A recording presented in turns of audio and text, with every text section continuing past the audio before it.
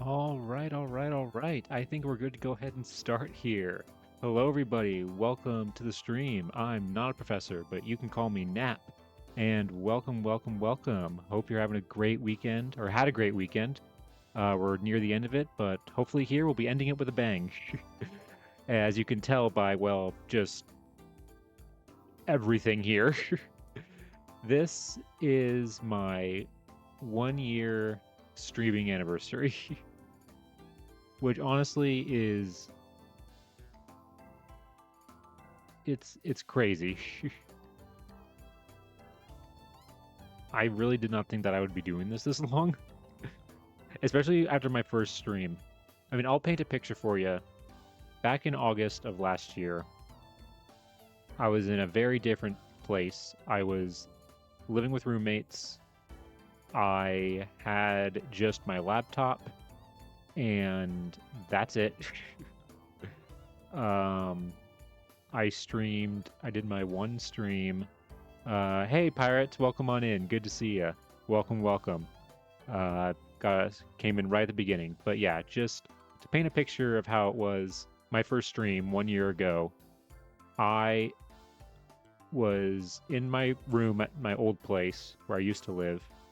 Had just one screen, just my laptop, and that's it. Using the built-in microphone to the laptop. And I was streaming I was transcribing an old diary. That was my first stream. Was transcribing a part of a diary that I was working on. And it was crazy cuz like obviously like nobody watched cuz this was before, I think that was like right before Twitch announced the reading and writing category. Because now they have a reading and writing category for like things like that, but back then I was just under just chatting. So obviously when you just start, your thing gets buried under like millions of other streams basically. I remember I streamed for less than 2 hours. It was like an hour 45 is only how long I streamed because I felt exhausted, I felt tired just after that. You know, that's a better idea, Pirate. I should have gone on the hot tub streamer section. One of these days. You know what? Maybe one of these days I'll commission a swimsuit version of this. Is that what you want to see? You want to see Samuel Johnson swimsuit version? Oh god, that would be that would be something. But yeah, like obviously like nobody watched, nobody saw. Like it was less than 2 hours and it was like just a test of just like, okay, I guess I could do this if I really wanted to. And I didn't do it again for like 2 months. For 2 months, I did not stream after that first stream. It was, yeah, it's only if it's in a One Piece or historically accurate. Honestly, that's not a bad idea. I'm gonna steal that idea from you, Pirate. I might actually do that. That would actually be a really funny thing to do. But yeah, let's see. What was? Oh yeah, and then also, obviously, like that stream, I had like 0 followers, like nothing. I literally started my first stream from 0.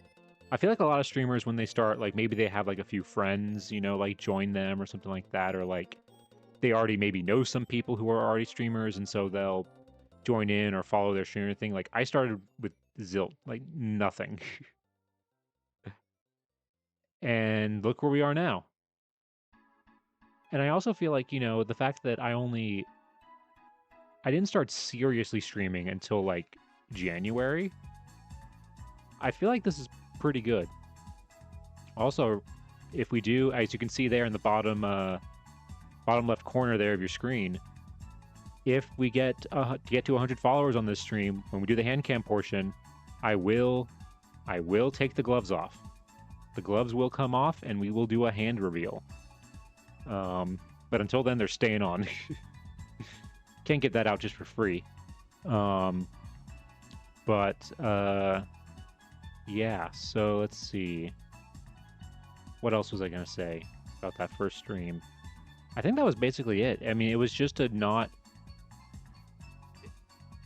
it was just not a big, thing. And I didn't and I do know when I did start streaming more regularly, like in October, like near the end of October last year, I only streamed like once every like month roughly.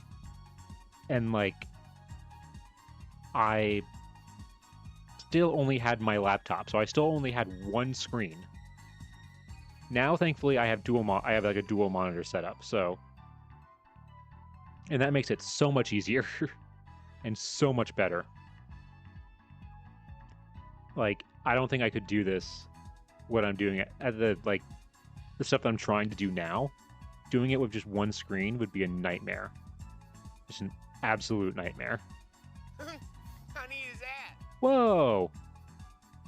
Pirate, thank you so much for the gifted sub. Thank you so much. You didn't have to do that. I greatly appreciate that. Thank you. Gift for the 1 year. Hey, yeah, one gift for 1 year. Thank you so much. I greatly appreciate. You have no idea how much that means to have you do that. And honestly, just you being here, man. Like the fact that you and like Kazu and Coco and like other people are just like here. The fact that I have like regular viewers is like insane to me. Because honestly, when I started this, I did not think it would take a lot longer to get regular viewers who come in. But again, seriously, thank you so much. I greatly appreciate the gifted sub. Thank you so much. Speaking of subs, there is actually something that I do have a few things that I am going to share. A few just little small things. Nothing too big, like big announcement or anything like that. The first, because we brought up subs, is that there are 2 new emotes. We have 2 new emotes, one for followers and one for subscribers. And they are both of... I don't know if I've officially announced that he's the mascot, but like of our mascot of the channel. They are of Lewis, our peanut guy mascot. Yep, there they are. He's staring into our souls. The face one, I think, is actually pretty good. That turned out, I think, pretty well. His entire body is a little too pixely, I feel like, to get like any details, but I feel like it's a good just like a standing emoji kind of thing. Of just like him just standing there menacingly. I love him. I love him so much. I can't believe it hasn't been that long since we found him too. Like only a few months and he's already... It was like love at first sight as soon as I saw him. I knew as soon as I saw him, I was like, okay, he has to be a thing for this channel. But yeah, so we got that. That's the first little tiny announcement. The second tiny announcement, which I don't really have a visual thing for, so I'm just going to go ahead and tell you, is that I am starting a VOD channel, a VOD YouTube channel, so that I will be officially saving the VODs from these streams. I didn't save VODs for a while just because I thought like, oh, nobody's going to want to see these. And honestly, I probably don't even want to see these, I feel like nobody likes their early streams when they start. Like, I would not want to see that first stream that I did like a year ago at all. But I do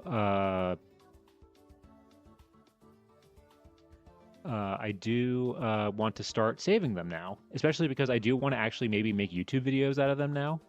That's something I plan on doing in the next year. And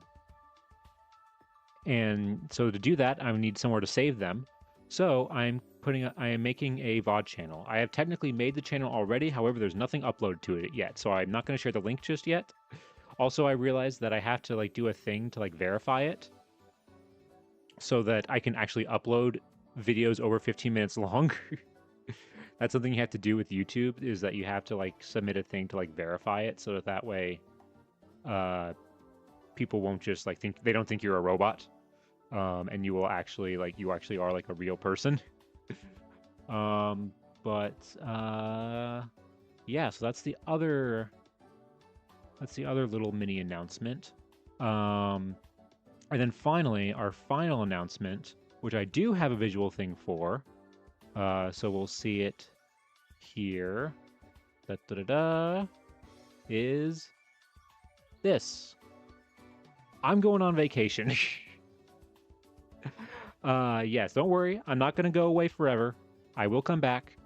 But this is the first proper vacation I've had in, like, God, years. Like, this isn't like I'm just taking a break from streaming vacation. This is a proper, like, I am going somewhere and, like, touring somewhere vacation. And so, yeah, so the last stream before that vacation will be September 1st, which is a Monday. I'm still going to stream the Sunday before that, too, just because I want to stream, like, a little bit more, you know, before I leave. But September 1st is a holiday here in America. It's Labor Day. So I will be streaming that day as, like, our last stream before going on my trip. I'm going to be gone for about 2.5 weeks. So it's going to be it's a long vacation. The first, like, long vacation I've had, God, probably since like 2021. Like a proper vacation, not counting like going home for like Christmas or anything, or let's see, like, yeah, like Christmas, and like I've done like some weekend trips, but like nothing else. Did not know Americans could get that long off. Honestly, thankfully, I'm at a place where they are pretty lenient with time off, and it's like you can save it up. So if you don't take a vacation for a long time, which I haven't, you can like save up a bunch of like time off days, and they roll over every year, so you can add on more and more and more. And so I'm going to use those, and we are going to and I'm going to go on a vacation. And that stream back, when I do get back on September 24th, is basically going to be just me talking about my trip.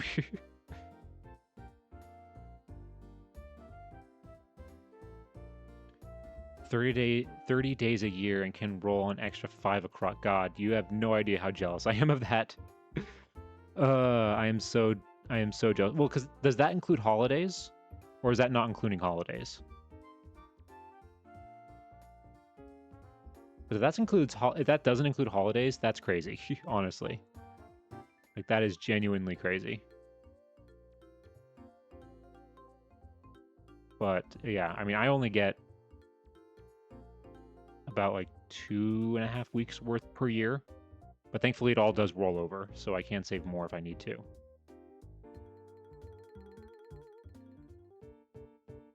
It's 35 with certain national holiday. Okay, yeah, so... Geez, that is... Oof. I wish. If only American companies realized that, like, you know, hey, vacation's not a bad thing. Having your workers be, like, happy and feel happy and rejuvenated will actually help them work more and are more likely to stay at their job. Oh, God. Okay. Either way. So, yeah. So from September 1st to September 24th, I will not be streaming, basically. You're going to have to find other things to do during that time. But I will come back. Don't worry. And I will talk about my trip, and then we will continue back where we left off doing what we do. All right. So that's kind of it for the announcements. We're going to start with today's activities, and we're going to start actually not with the candy. The first thing we're going to do actually is we're going to go down memory lane a little bit, and we're going to actually watch some clips and some videos from the past year, and just kind of reminisce on, like, you know, where we started and where we're going. We don't get all national holidays at the job, but automatically get them taken from holidays as they can't make us go in. Oh, okay, I see. Got it. Yeah, I mean, hey, it's still a better system than what we got here in America. Absolutely. So, without further ado, let me go ahead and let's go to our setup. Here we go. All right, so here we are here. So first of all, so you might notice we got another Lewis. Look at him. He's just gonna be chilling with us here. Don't mind him. Don't talk to me or my son ever again. Oh God, I love him. Oh God, I'm really happy that we actually were able to find like a little mascot. And the great thing is that he's technically, because the patent is so old, he's technically public domain. So don't have to worry about anything like that, thankfully. But yeah, so what we're gonna do first is we are going to watch the oldest representation of me that is online, which is this VOD from the popular VTuber streamer Iron Mouse, where she did a presentation stream, and I submitted my presentation. You have got your Halloween costume for next year now. Oh God, yeah. Oh my God, that would. Oh God, if I could somehow get like, I don't think you could get Lewis rigged. I feel like he's not high enough like quality of an image. But you never know. It might be possible. I have to do some research. That would actually be really funny if we could do something like that. But yeah, so the first thing we're gonna be looking at here, like I said, is this VOD from Iron Mouse. So this is the oldest thing. This is from October of last year. And this happened about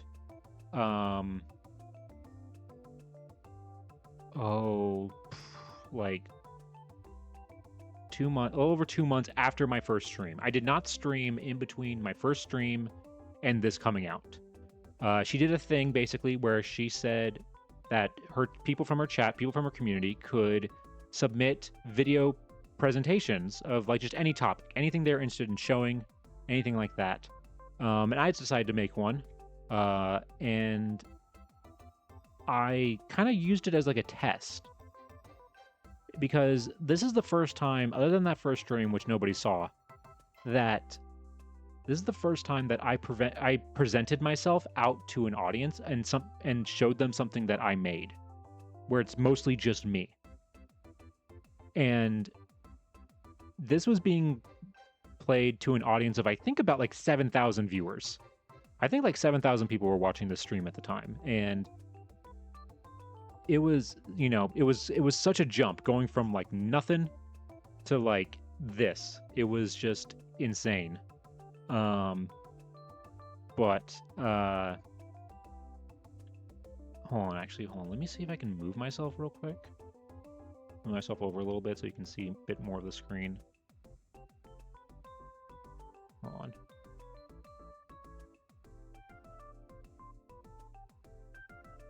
Okay, there we go. That way you can see a little bit more. But it was just like, it was a test basically. And it was because of this presentation and because of Iron Mouse's and her chat's reaction to it that I'm here right now. That you are watching this right now. Because like, and we'll watch it and we'll see, but like just her, like I said, this is the first time, I ever did anything content creation wise in front of people.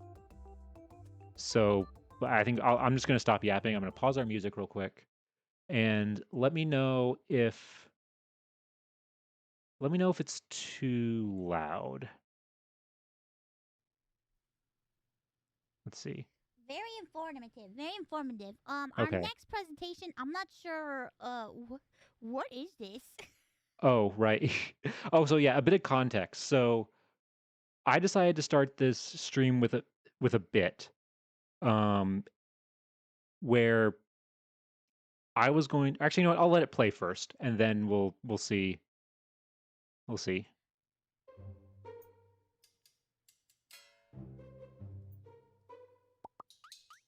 general. wait, you guys are here for the presentation. Yes. Sorry. So I I don't know if you could read it at the top because it was not the best quality. I m- that's the other thing too. This video, the presentation video itself is not in good quality because I had to export it and it had to be under the requirement for the presentation was that it had to be under 100 megabytes. And the program that I used to edit this video, this presentation, only exported in MP4, which is a huge file. And so I had to like make it super small, like super low quality, and then convert it into something. I think I converted into like a quick view or something like that, like some one of those other smaller video formats. And so that's why the quality isn't it is not 1080p compared to like her video and her and how you see her. But yeah, and to explain that bit in the beginning, I decided to start with like a just like a bit of like, oh, it's like you're catching me researching something. And I decided, oh, what would be funny to catch somebody researching? And I decided, oh, I'll just have it be me looking at pictures of young Gerald Ford, which if you saw at the beginning there, young Gerald Ford was he was a good looker. He looked pretty good. And so I thought that would just be a funny little thing to be like, oh, that's a funny way to start it. I didn't realize that when I sent it in, that the way that that her mods like compiled all the presentations into one big video.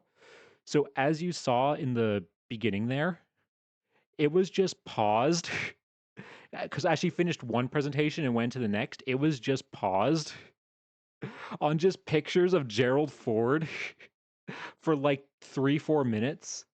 And that's why she sounds confused in the beginning because she's just like, what is this? Like, and people in the chat, you can kind of see it on like the side there. People in the chat during that like 3 minutes, she was like talking and like talking about the previous presentation was people are in the comments are like, is that Gerald Ford? Like, why is Gerald Ford on the screen? Like, it's just so out of context. Also, something else. I was watching this stream when she was watching the presentation. And I am in the chat here in like the top. I just pointed at my screen like you could see me. I am in the chat like here in this like top corner and everything. Um and I was shaking so bad watching this live stream. Like I have never shaked so bad in my life to the point that like I could barely type in the chat. Like I was shaking so bad. Like it was insane. Like I've never shaken that hard in my been that nervous and been shaking ever for anything. And I hate like public speaking and stuff like that. And I've been nervous for that and everything. But this was a whole another level. Like again, because this is the first time not only is it the first time I've made something and it's getting seen by one audience, it's somebody else who's watching it. It's somebody who I also like, look up to and admire. Like was a big influence for me. So yeah, okay, let's continue. Presentation. Yes. Sorry about that. You caught me in the middle of doing some very important research. But hello, everybody. I'm not a professor, but you can call me Nap. And today, I'm going to be teaching you a little bit about how you can preserve your collectibles and ensure that they last a long time. Oh, informative. So just a little bit about myself. So I also I don't know if you could tell. I hope my audio today sounds better, but in that I'm using my just like built-in laptop mic. Now I have a USB mic, which is a little better, but still still not the best. Um, and it it like it sounds okay, but it's not like obviously I hope my audio nowadays sounds a little better than what you're going to hear in this video. But yeah. Also, the way that I recorded this presentation is that I recorded it in OBS and then the presentation is like a Google slide.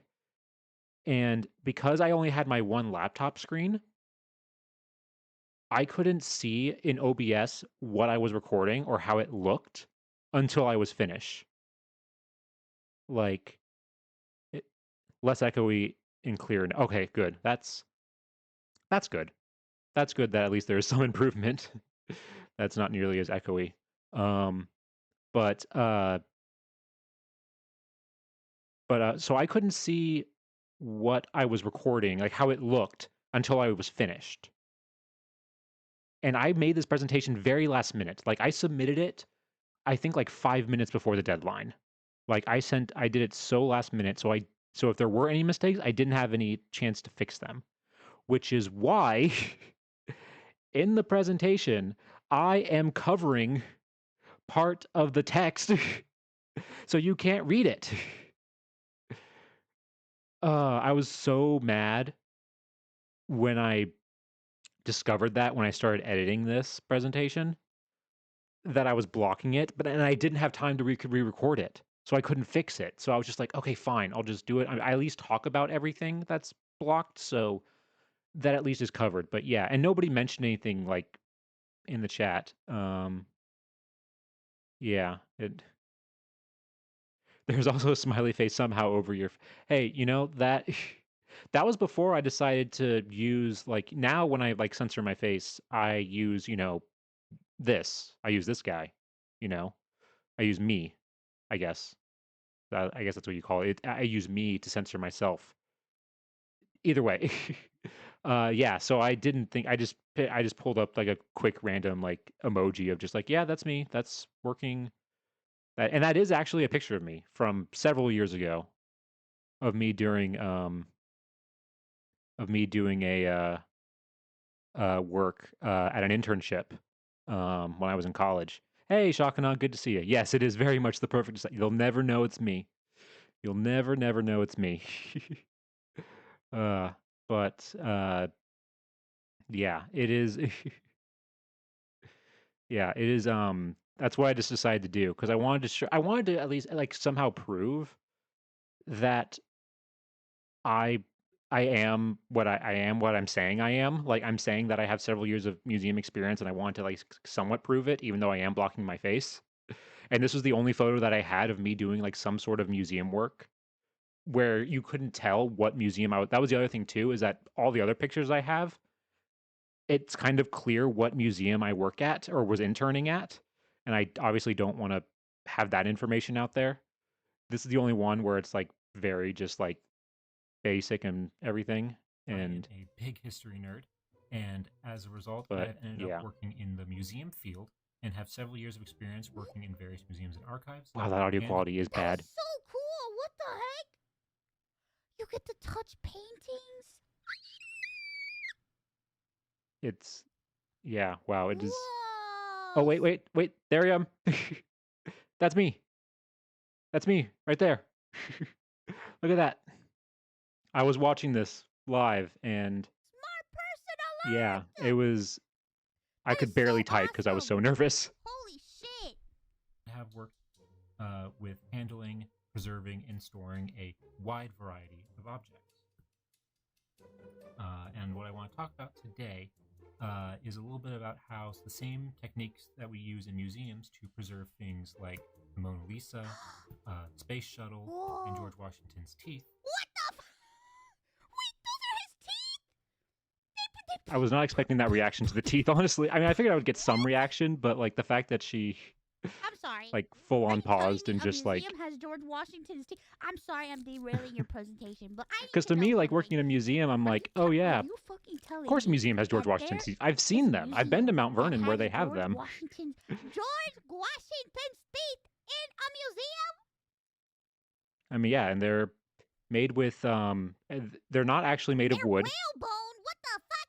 Yeah, she Yeah, is I right. was Someone gonna in say, chat was cause right. look They at are that. made of That shit. whalebone, but they also are That made looks like of some of I the don't know teeth what of his that looks like a slaves. forbidden So starburst or some shit. yeah, Like some look of at those are that. actually real human That's not teeth. how a tooth is supposed to look. Look at that thing. Ugh. But yeah, and obviously they've been seen better days. Also, they're lined with lead. Can also be applied This is to lead. your own collection, whether it's Whoa, Sailor Moon. figurines, signed posters, trading cards, even your cosplay materials and outfits. We're going to go over just some simple ways that you can ensure that these objects can last a long time. So a Ensure little bit of that the materials context. are figurines, signed posters, trading. The reason why she had that reaction is because she loves Ryan Reynolds. Like Ryan Reynolds is like her favorite her favorite actor. And so I just decided, you know what? I want to have something that like, like just try to find something that like, she would like I wanted to show a bunch of things that like she would understand or that like she would know. And I thought it'd just be funny to have a poster of Ryan Reynolds. And I found this one. I was like, oh, this is perfect. And then also Even your cosplay materials and outfits. this is actually her friend Connor or Sea Dog VA doing a cosplay of her. So that's the joke there with that. We're going to go over just some simple ways that you can ensure that these objects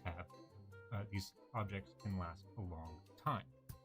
So in the museum field, we have what we call the 10 agents of deterioration. These are the 10 things that we believe pose the greatest threat to our collections and our objects. Now, while we have 10 here, I'm only going to be focusing on these 4. I have to say, it very much bothers me that I missed. It's a tiny thing that I guarantee you nobody noticed, but like how this little dot right here, I didn't get colored. It's just that little tiny thing that just the fact that that did not get colored for some reason, and I didn't notice until after I made the video. It bothers me so much. But yeah, I wanted to talk about more of these things. Like I would have loved to talk about like physical forces and stuff like that, and like water and like pests. Um it but unfortunately we only had like 10 minutes, like a 10-minute limited presentation. And the fact that I had a whole one semester class on just these 10 things. I think it might be a perfectionist. Honestly, fair. I feel like most people in the museum field are. That's actually a very common trait, I think, amongst most museum people. But these like these 10 things, I had a whole class on these 10 things. So I had to break down basically a semester's worth of class, like a semester's class into less than 10 minutes. And that's not including all of like the intro. That's even less than 10 minutes because I had like all the little intro stuff that I did before. So Simply because of Wait, time. Yeah. what is dissociation? What does that mean? Light, pollutants, temperature, relative humidity. dissociation is talks But about also like because I believe that these 4 pose the talks greatest about threat to the loss of average information. collection, but they also have some of the Hey best Coco, good to and, see you. easiest Welcome on in. solutions to ensure Thank you that so they much. Thank you don't for being damage your here. collection. We're going through memory lane right now of just watching some old like clips and everything, and then we're going to get to the meat of the presentation, which is going to be trying out some old candies.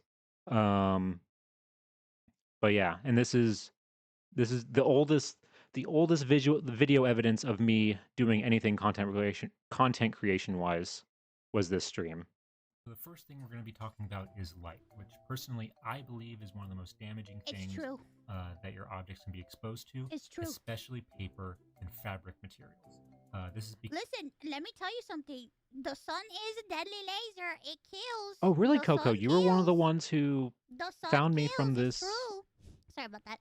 video. long exposure to light Were you? will Did lead you to watch fading and the discoloration, and the once live this stream of happens, this, or did you the watch like the damage video is she posted on our irreversible. channel with it? One of the most famous examples of this actually comes from the Declaration of Independence. As you can see here, this I love is what using we this believe example. The Declaration of Independence looked like when it was first printed, and this is what the Declaration of Independence looks like today. Oh no! What the? Was that from the light? Yep, this is why you don't store things in front of light. This is what happens. The video on YouTube. Oh, okay, yeah. Yeah, the video that was something, yeah, because it was interesting because I'll talk about it, I think, when we get to the end of this, because this is the full presentation. The video version of it on YouTube is like a condensed version of it. It's why I live in the dark. I'm preserving myself. Exactly. That's why you don't want to You don't want to damage your skin or anything. I mean, yeah, like that's why I had the picture. I mean, you can't see now; it's blocked by the Declaration of Independence. But the sun is a deadly laser, No, you can't fix it. especially because Oh all this God, is guys, irreversible don't too. go out in the sun, So when you go see the please. Declaration of Part of the reason Independence, why it looks like this is when you go see the Declaration of Independence in person, that is what it looks like. And so many people are so shocked and disappointed because they've seen like what you see like in school and stuff like that is like a copy of it. That is more like, that looks like the one on the left there. Like, because so for when they go see several the real one, decades, they're like, this "Oh God." document was displayed in a glass exhibit case in a room right underneath an open window. This meant it got long exposure to sunlight, and as a result, is faded like it is today. So Also, I will admit a little bit of a correction on what I said there. I did say that while yes, the Declaration of Independence is faded partially because of the light damage, there also are several other factors that are attributed to why it looks like that today, including how it was like copied and everything like that, and how it was stored in other ways.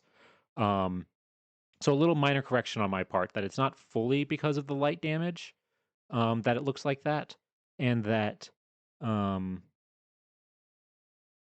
yeah, I mean, yeah, the oil in people's hands, that's part of it, but it was more like how it was more the lack of museum people at the time. There were no museum people for the most part.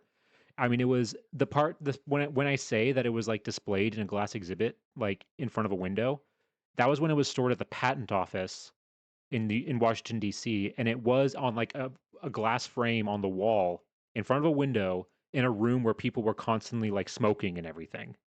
No like, climate control or anything like that. So, and DC gets very hot and very humid in the summers.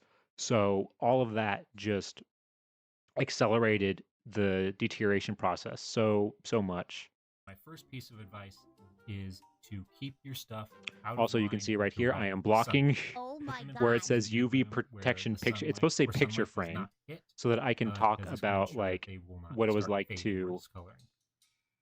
Also, like for one of the things ways that you can aren't on protect, display for maybe like aesthetic things that you have in purposes, frames, is that I they would do recommend make picture storing frames things that in have dark UV places, protection in them. like under your bed, in a closet, or in another. What if that they But knew that sun does that stuff?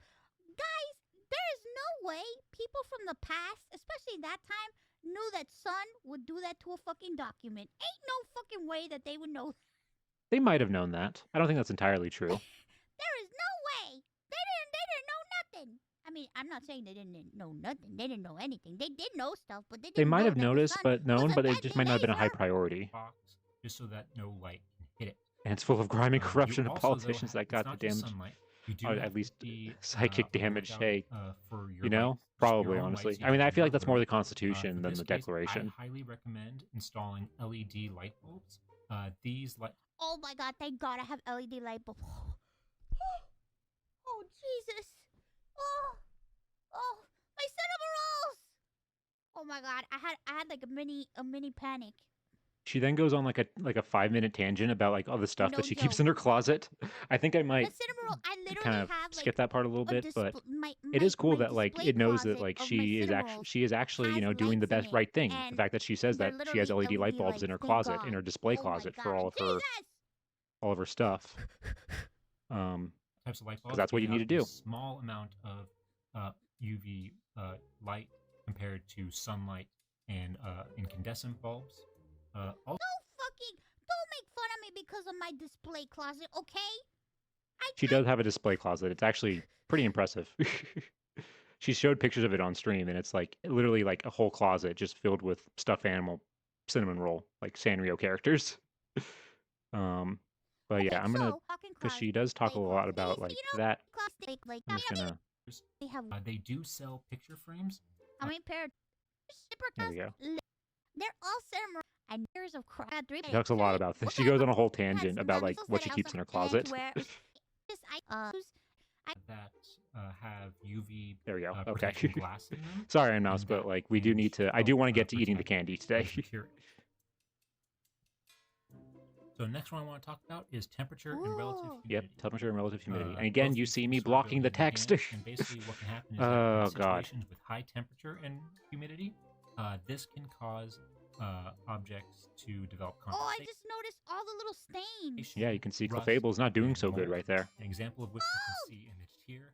This is what happened to a trading card that I got at a garage sale where apparently it had been exposed for a long period of time in a place with high humidity, and as a result, looks like it's grown some mold on it. There's a pretty good chance that However, like you also wanna that be on card the in lookout particular for got places with wet low somehow, temperature and low relative humidity, and they because didn't having like things dry it that dry properly, and that's can what, because make like some none of the other objects cards more really like brittle. in that air, like in However, that the main collection thing that you looked want to that avoid, bad.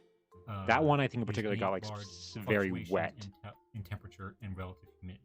You don't want spaces to go from high temperature and high humidity to low temperature and low humidity constantly Oh over time. no. These fluctuations can cause Clefable's objects and materials poison. to shrink and expand over time, and that can eventually lead to cracking, warping, and fractures in these objects.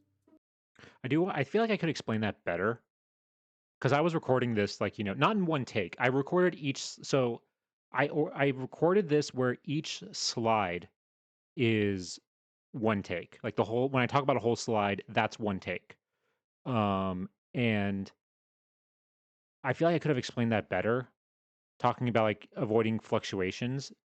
What you want to do is that like with preserving objects, you won't want things constantly like in a cycle to go from like high temperature, high relative humidity to low temperature, low relative humidity, and having those fluctuations happen like constantly over and over again. Because that's what causes damage to objects is when that kind of stuff happens. Um, so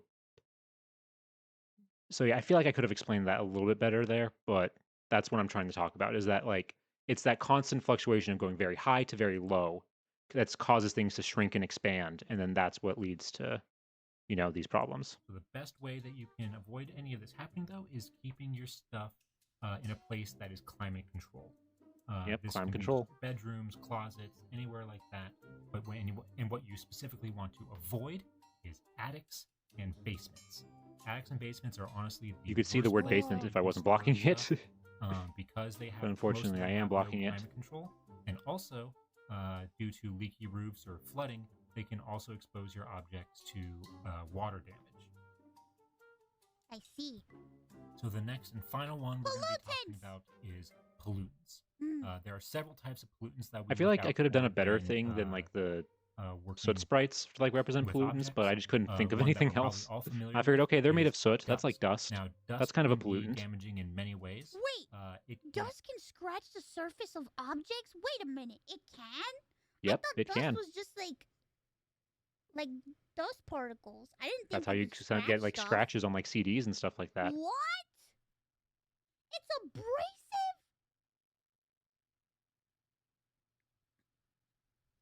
can scratch the surface of some objects. It can become embedded in cracks and other divots in your objects or seams and can be difficult to remove. And if left there for long periods of time, dust can actually cement to the objects and can be impossible to remove without damage. What? Yeah, you don't want to leave your dust on there for too long. Dust is also a food source for some pests and insects. So if you don't want any pests and insects, not cement passing on stuff. to I your think she got a little objects, confused thinking that like Yeah, it cements dust stuff mites. together, you dust but your it can just object cement and to like regulate it gets permanently stuck to the object. To ensure that none of this happens. Another type of pollutant that we look out for is what we call off-gassing. Off-gassing is when materials such Could as you guys hear wood- that? I don't know if it really comes through in this video, but she could hear it. I did put in a after I say off-gassing, I did, of course, me being the mature professional that I am, put it in the fart reverb sound effect. Hold on. happens. Another type of pollutant that we look out for is what we call off-gassing. Off-gassing is when materials such I don't think as you can really wood, hear it in fat- this. Like, I think in the video that they made, where they like shrunk this down, and it's a compilation of all of the presentations. Like, they like up the audio so you can hear it better. But yeah, I did in my, like I said, in my the way I always try to present myself as a professional, I did put in a fart reverb sound effect when I said off-gassing.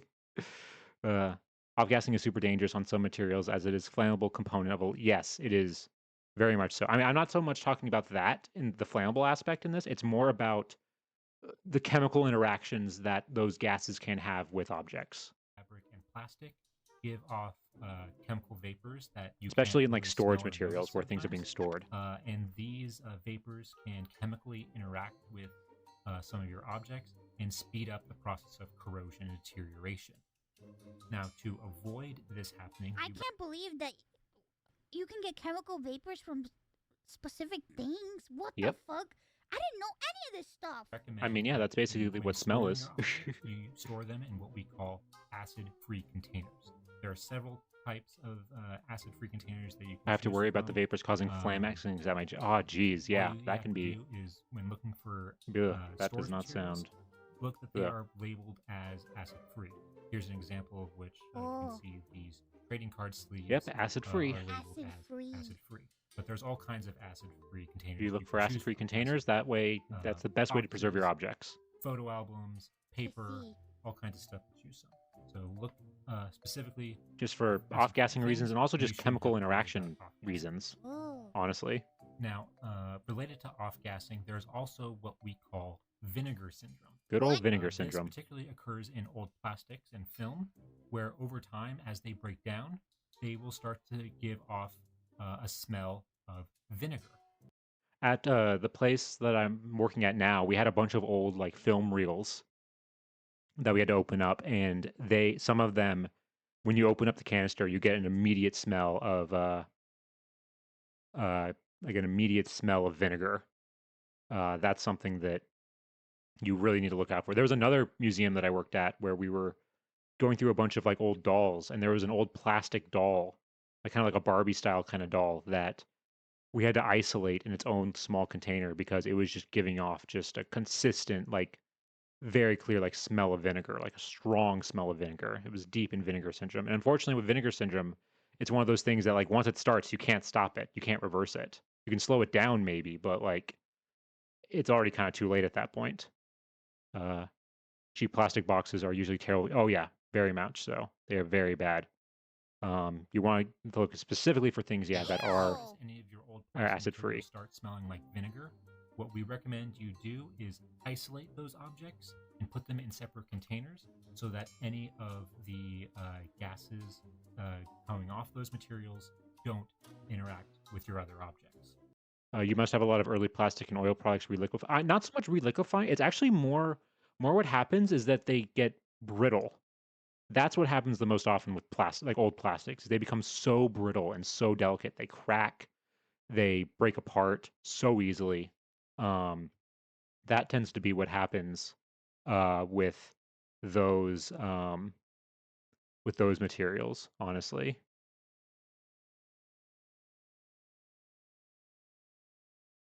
I got to go to work, so I can't stay and have a great rest of the stream. Enjoy the memories and happy anniversary again. Thank you so much, Coco, and to have a good, have a good day at work. Don't work too hard. But yeah, thank you for being here. It was great to see you come on in and, just see a little bit of this. Check out the VOD later if you want to see me eat some old candy and a cricket. That's good because that's going to happen later tonight is I'm going to be eating a cricket. Oh boy.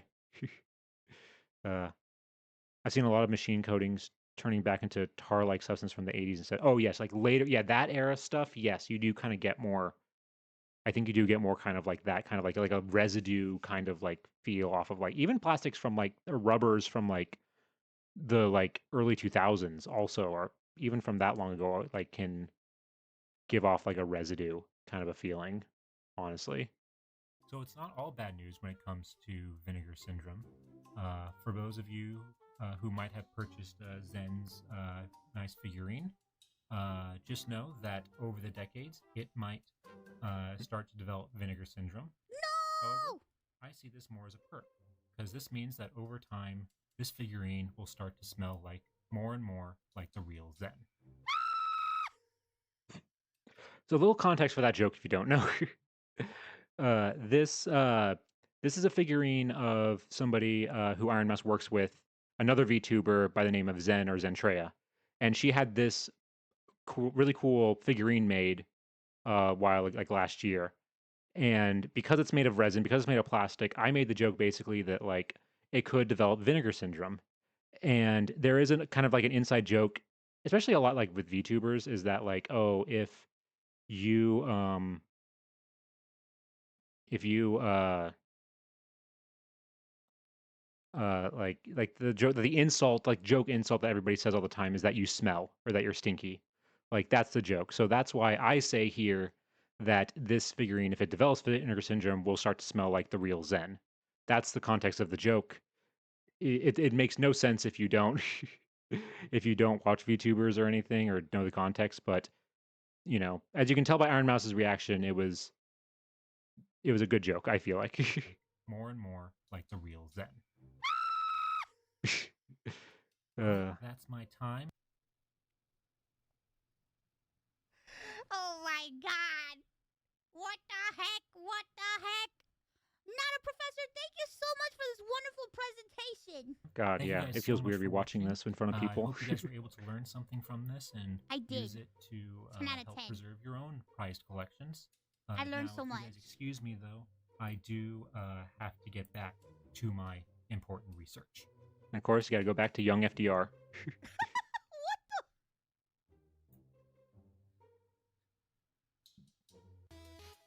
Hi, everybody. So that quick. So another quick correction. I discovered after the fact that so the joke is again like I at the beginning of this video I was looking at young Gerald Ford. Now in this one I wanted to look up young FDR, and as like a joke of like, oh, I'm just looking up my research is I'm just looking up like attractive photos of like young presidents. But I come to find out after the fact that that photo is actually not FDR. That's his son.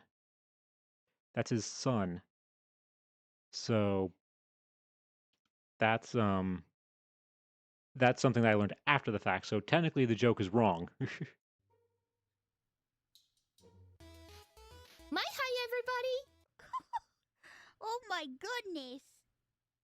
What? Yeah, that was I think ugh. he has a thing for young FDR.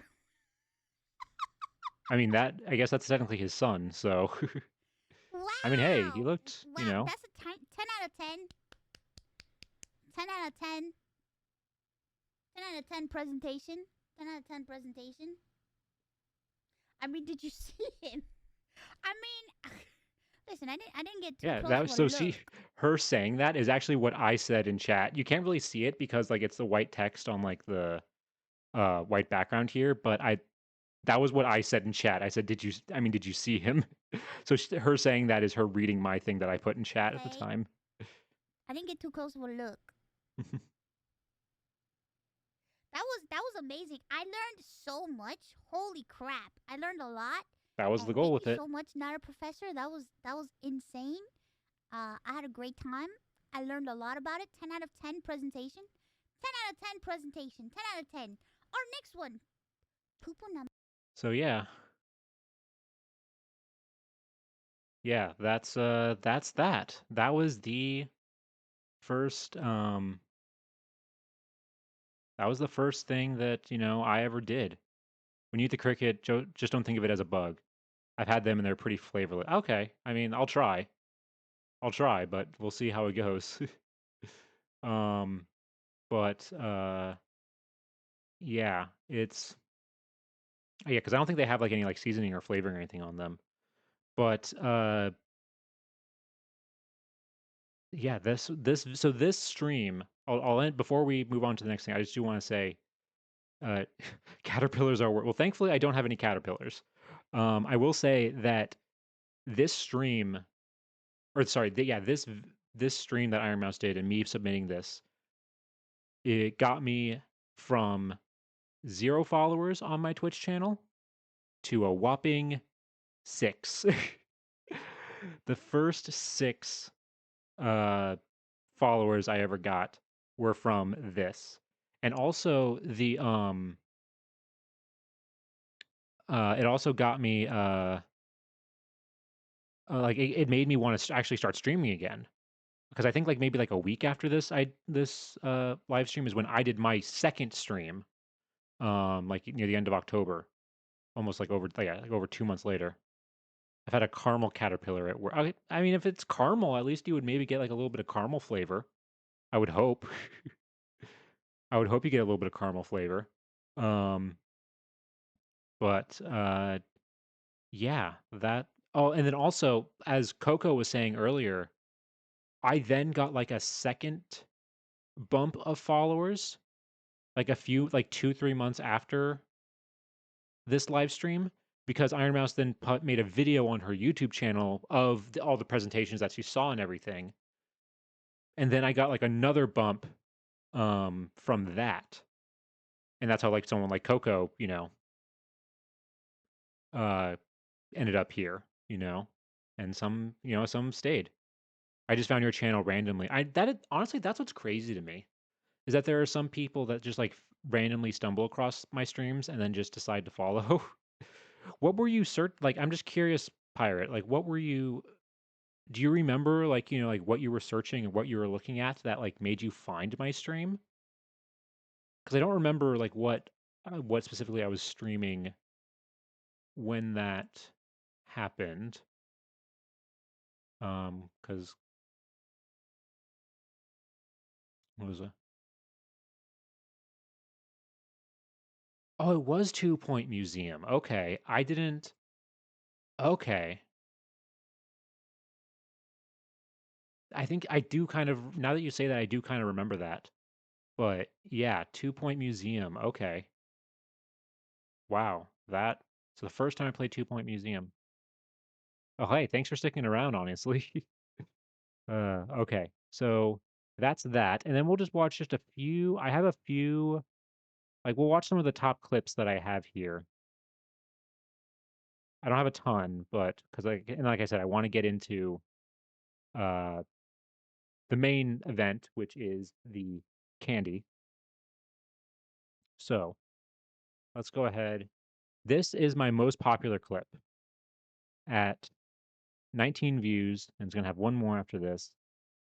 This is my most popular clip, and it's a joke that I did to like start my stream, and oh God. Just all I ask is that you don't judge me too much, and you don't unfollow after seeing this. I was looking for something relaxing to watch late into the evening, as was off work sick, and your channel was relaxed, laid back stream. Oh, okay, thank you. I mean, that's the atmosphere I go for the most part. It's just kind of like a chill, laid back, kind of atmosphere. Especially when playing something like 2 Point Museum, and even when I do my research streams. But yeah, so this clip, Bro Got Caught, my most popular clip. Let's go. Let's see. So everybody would pay attention to the front of the class, please. We're going to go ahead and I'm going to turn on my camera. Oh, I'm very excited.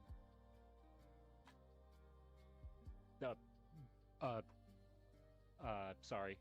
That was part of some other research that I was doing earlier. That was my first handcam stream.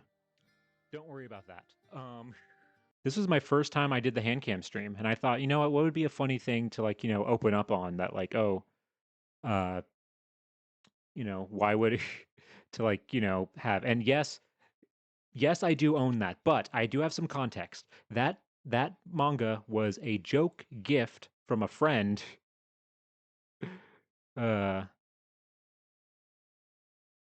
Technically, no, it is not, Pirate. It's art. No, I'm just kidding. No, it is it's a joke gift that a friend of mine got from school. I mean, I will admit, it's pretty close to that, Pirate. It's pretty close. It's like right on the edge. It is right on the edge. But, so I've had to get some use out of it. And then so let's move on then. Quickly move on from that to our next clip.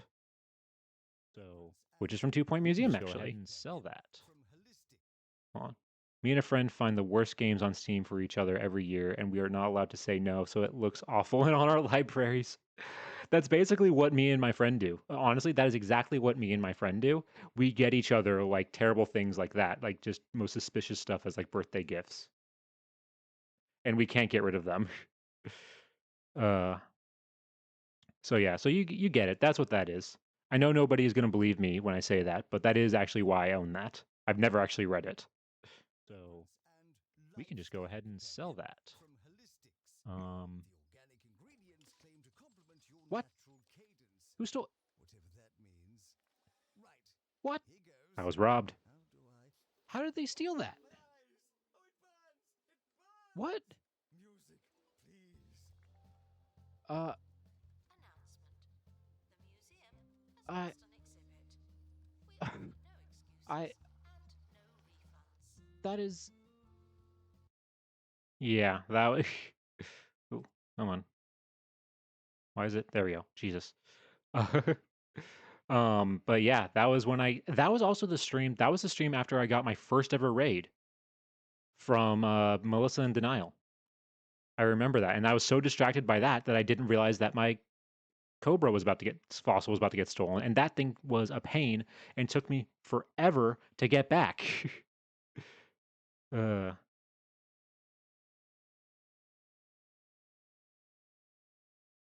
oh wow, hold on. I got a good friend of mine, a self-inflating adult entertainment doll for his wedding night, and he opened the parcel and inflated in their room. He did he did ring and swear at me a little. Self-inflating is crazy. I didn't even know they made those. That's crazy. Hey, that's it's also crazy that they decided to open it up like on their wedding night too. That's funny. That's actually a good one. Um, a dangerous good. Yes, that's a good way to put it. Okay. Oh yeah, this next clip. That's it. That's the house. This was crazy when this happened. So let me go a little bit further on here then until we get to when we were researching this photo album 274 and see if we can find another house that looks like that. Oh my god. Hold on. Oh my god. Oh my god. Oh my god. Holy shit. I literally just dropped it. God, this was right insane. There, right in front of it. That's it. That's the house. Oh my god. Yeah, this this is so hold on. Oh my god. Uh the CO2 that inflates. Oh, that's okay, I see. Yeah, and the house has not that's what was crazy. So to have like some context, when I was looking for this thing, and I hate that I left this on my OBS, like on my screen, and covered the moment that it first appeared. Like I wish this was out of the way. But yeah, you can see the house in the background of like this photo right here. Because that's what I was trying to look for. And I knew it was on this road, but I had no idea where because it's a country road and they don't have like address numbers. So I just went on Google Street View and just went down the whole road, the whole road, the whole road. And at that point, I was getting near the end, and I was like, okay, maybe we won't find it. And so I decided one more time to just put the Street View down like a little bit further than like where I was, and go a little bit further on here then until we get a house that looks like that, and just a bam right there. Oh my god, right in front of it. Hold on. Oh my god. Oh my god. And it looks exactly the same. That's what's crazy. Shit. I literally just dropped it, and we're right crazy there, right that in front of it. That's it. Exactly the same. House. God, yeah. That was insane. That's like honestly, I think one of the craziest like coincidences I've ever had on stream. Honestly. And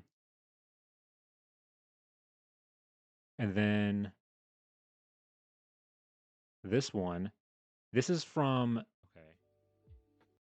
Oh, this is from our first research stream where this is the first time we found a picture of the person we had been researching for like 3 streams or something like that.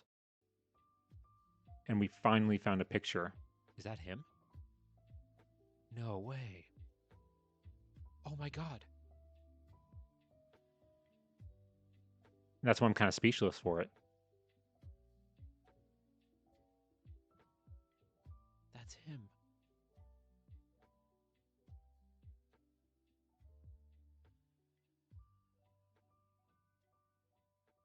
That's why I'm just so quiet during this, because I'm just like shocked that like, we finally found a picture after, so long. Also, what was annoying was the fact that we only found a picture because I subscribed and paid money to ancestry.com. I was using the free version before that, and we couldn't find anything of like a picture and stuff like that. The first time we do a stream, we're at the paid version, and boom, we find it immediately. God, I hate paywalls. Oh yeah, and then yeah, exactly. They paid wall us. And then there you go. And then there's this one. But then there was one other thing, and this is something that I found at a flea market. Oof. Oh boy. All right, 3, 2, 1, boom. Just absolute nightmare fuel. I still to this day don't know what they're supposed to what this was used for. I saw for sale. I'm not 100% sure what it was. There were a few of these. This I was still just the don't most know. terrifying one. But it was basically like a thing, I guess maybe you're supposed to put your own face in it. Yeah, I don't know what I don't know what that was. Actually, wait, hold on. Hold on. Hold on a second. If we go back here, I think I still have it. Hold on. Do I still? Yes, I do. All right, brace yourselves, everybody. 3, 2, 1.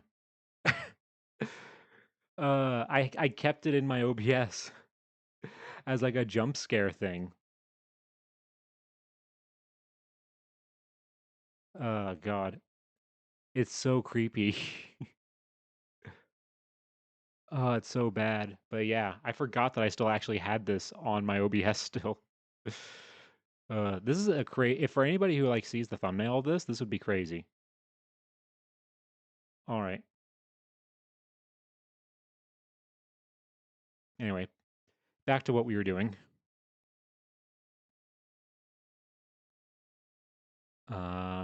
Let's see. What was the? Okay. Oh, yep. And then this one. So before I turn on my screen here, I have an idea. This is where this isn't when we found him, but this is when I decided to put him on screen as like a little mascot guy.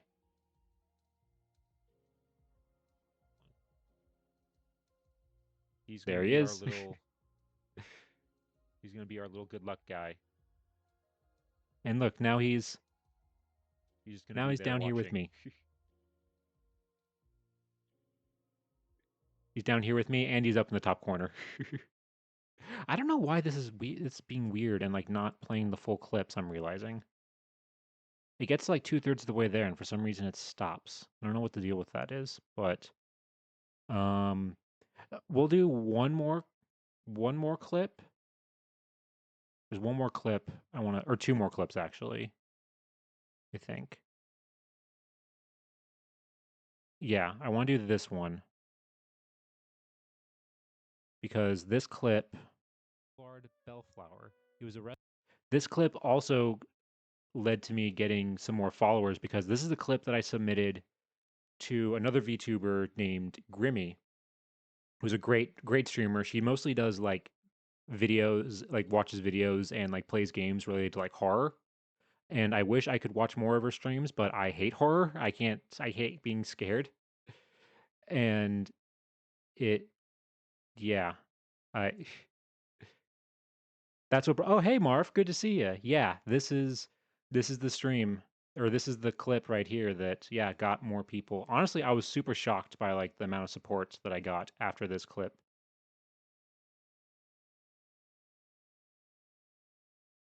You also don't like horror games, but we still both watch Grimmy, or at least watching that stream, which is kind of funny. But yeah, this is the clip. This is probably, I think, my favorite story we have found on stream in a newspaper. Like, just the absurdity of it all is like tried crazy. to rob the Wheel Cafe at 18439 Ventura Boulevard, police said.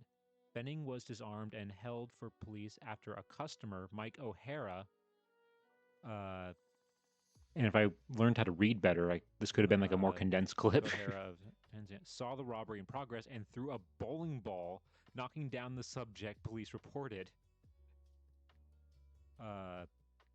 O'Hare and Martin. Yeah, I don't know why. Why is my clip? It's not playing the full clip for some reason.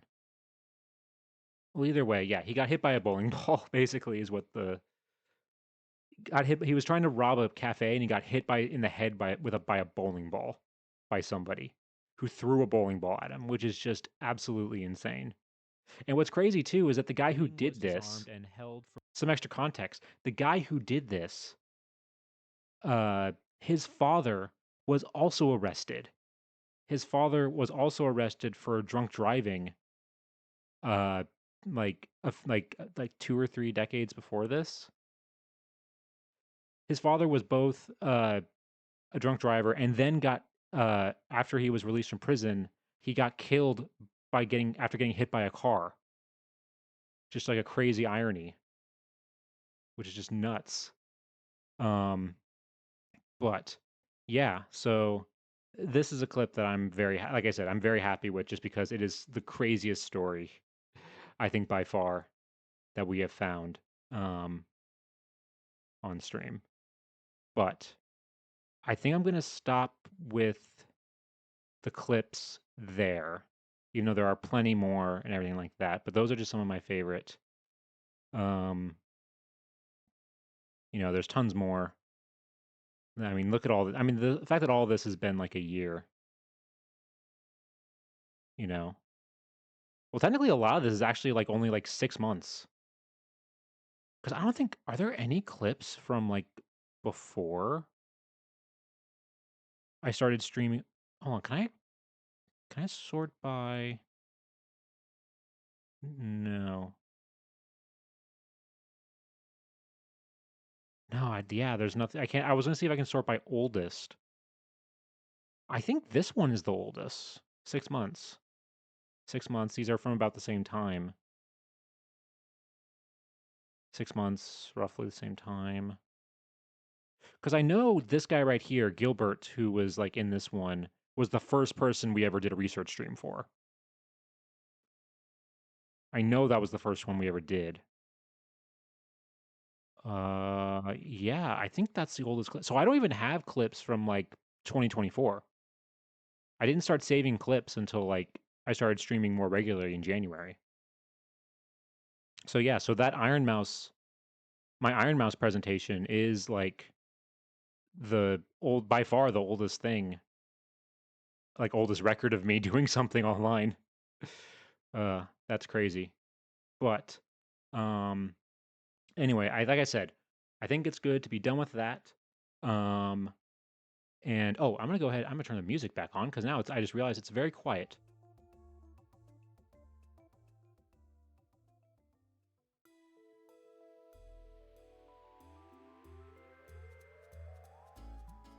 There we go. That should hopefully add a little bit of background music now. All right.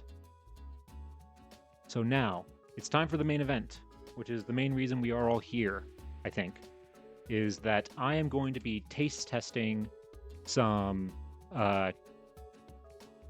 historic candies that I bought online from a store that makes candies, historic candies from like up to 300 years ago. And that's what we're going to be eating today as like a way to celebrate 1 year. Because what's a better way to celebrate a year or an anniversary or any special event than with some good candy or sweets?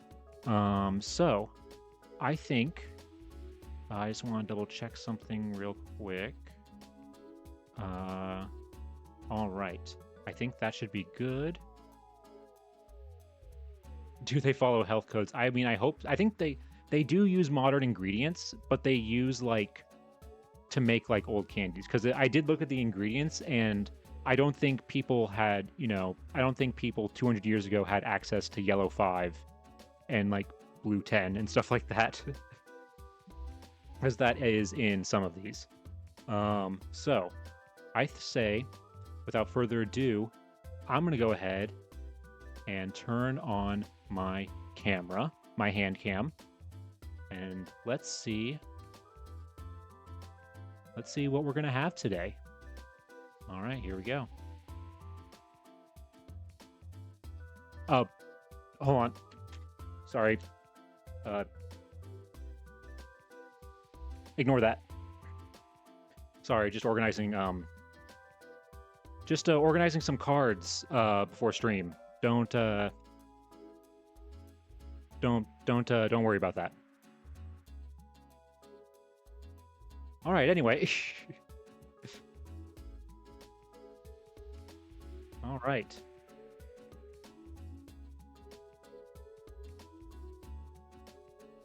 A man with fellow addictions card. Honestly, these are like some of the first cards I've ever like bought. I bought them at a con recently. And I mean, as you saw, some of that art is, yeah. All right. So yeah. So this, look at this. This is my hand cam. These are my hands. With the gloves, which, as you can see at the bottom there, if we do get to 100 followers by the end of tonight, I will take the gloves off and do a hand reveal. You can see them all. Oh, you got a magic addiction. I never got into magic. I have friends who are really into magic, Magic the Gathering, but I never personally really got that big into it. Or even like, I collected some Pokemon cards. In fact, I made $600 once buying some Pokemon cards at a garage sale. For like $20 and then resold them, not even all of them, for like $600 because they were all like a bunch of like first editions and stuff like that, and the kid who was selling them had no idea what he had. It was crazy. But speaking of which, before we get into the candy, which I know I keep saying that, but I do want to show one thing that I actually was not planning on showing at all, but because I just got it this morning. I went to an estate sale this morning. I love going to like estate sales and garage sales and stuff like that and finding like, fun things and all kinds of, like interesting, cool stuff. And I found one of my best finds in a long time. And that is this. A Game Boy cartridge of Pokemon Silver that I bought for $30. That's right, because it was originally $60, but because this estate sale, it was the last day, everything was half off. So it was originally $60, but I was able to get it for $30. And the good news, in fact, I'll show you with my, now this is my original childhood Game Boy SP right here. I mean, just look at that thing. Boom. Opens right on up. And the good news is that it does work. I don't know if you can hear it. But yeah, it does work for the most part. The bad news, though, is that I did discover pretty early on that, unfortunately, the save battery doesn't work. So you can't save with this one. However, I did find a place not that far from me, a retro game store, that actually does battery replacements for like less than $10. I know, yeah, they are all dead these days, but thankfully there are people who can repair them. Thankfully.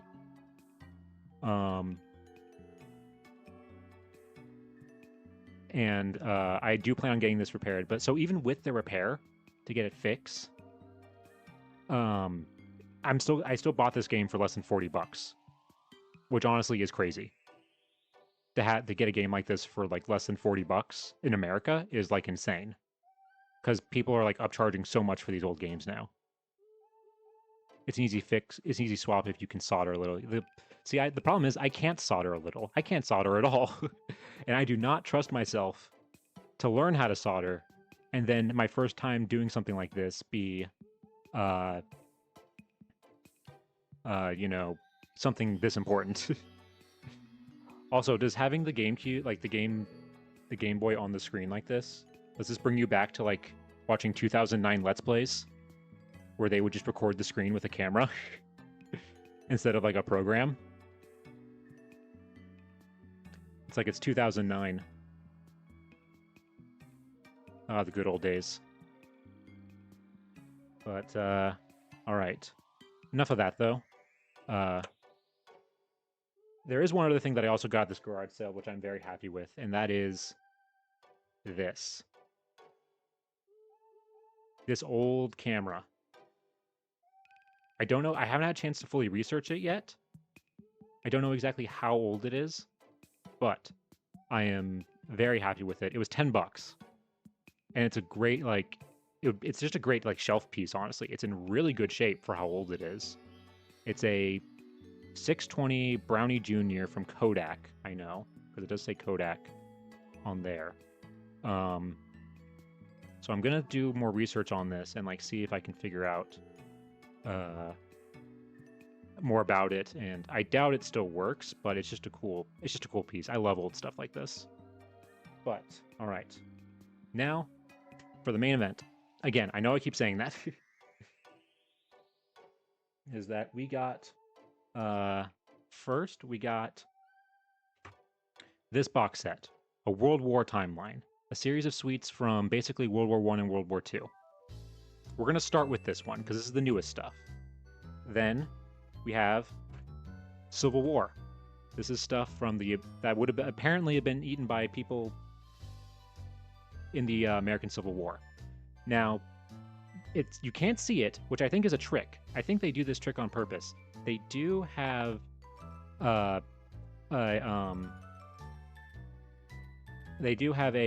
bugs in this one. There are crickets and mealworms in this one, but they block it with the label. It's like over here, so you don't see it.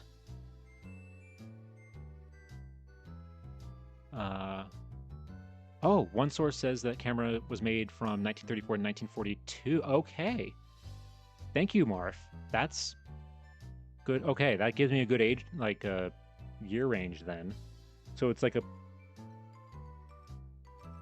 pre-World War II to like early World War II era camera.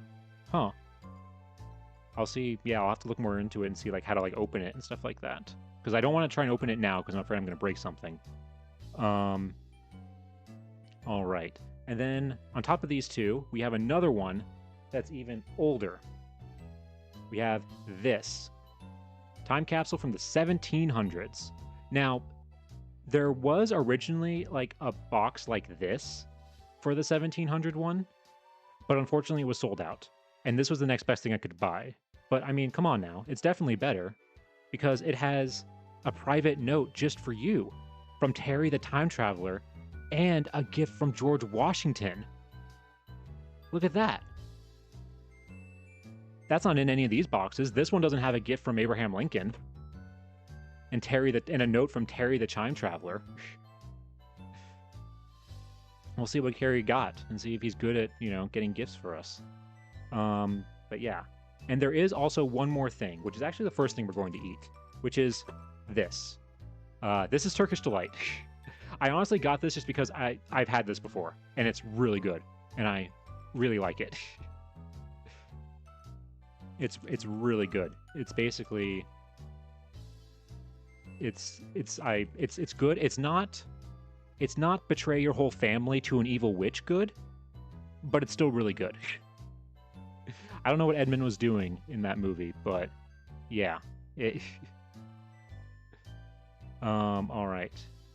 I hope it's some random sailor called George Washington. That would be really funny. If it's not the George Washington, it's just some random other person named George Washington. All right. So, like I said, first thing.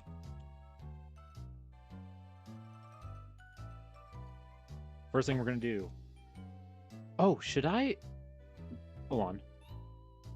Should I change our category to food and drink? Does this fall under food and drink, do you think?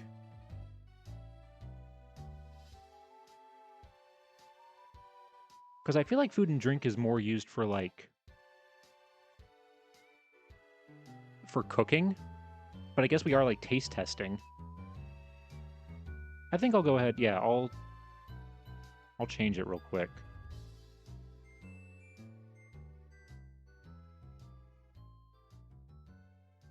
All right. There we go. All right. I've updated it, so now we are in the food and drink category. And we'll see how it goes. All right. So yeah, so first thing, hold on. I need to like move myself over so that way I'm a little bit closer to the camera and everything here. All right. So yeah, so Turkish delight. Hold on. Let me. Yeah. So Turkish delight, originally from 9th century Arabic apothecaries as a medicine for sore throat.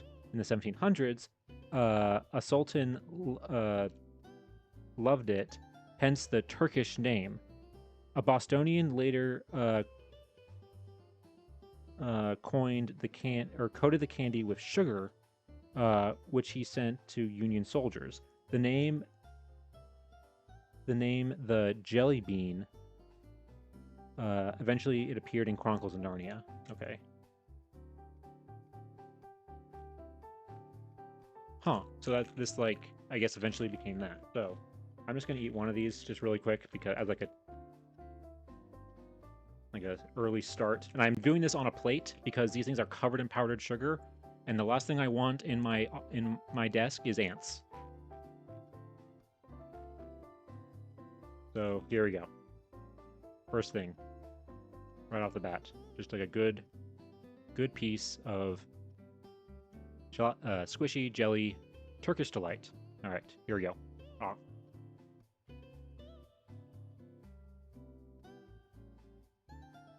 That's good. It's almost like it has a bit of like a marshmallowy consistency. And like like a fruity kind of like aftertaste almost. But that's good. Really like it. Definitely recommend. I would get okay. Also, I'm gonna be rating these. I would say this is like a 9. I would say. Ooh, some passion fruit Turkish delight. That sounds good. These are ones. Yeah, this is pomegranate because I love pomegranate. Pomegranate is like my favorite fruit. So yeah, so I'm gonna leave these. I'm gonna give these like a 9 out of 10. That's gonna be what we're basing it off of for the rest of this stuff. All right, so now let's move on to one of these boxes. We're gonna start with this one. We're gonna start with the World War timeline box. All right. Oh, and it has a little thing on the back.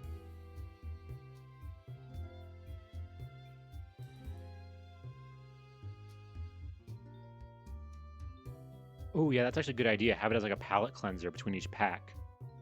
That's actually a good idea. Okay, so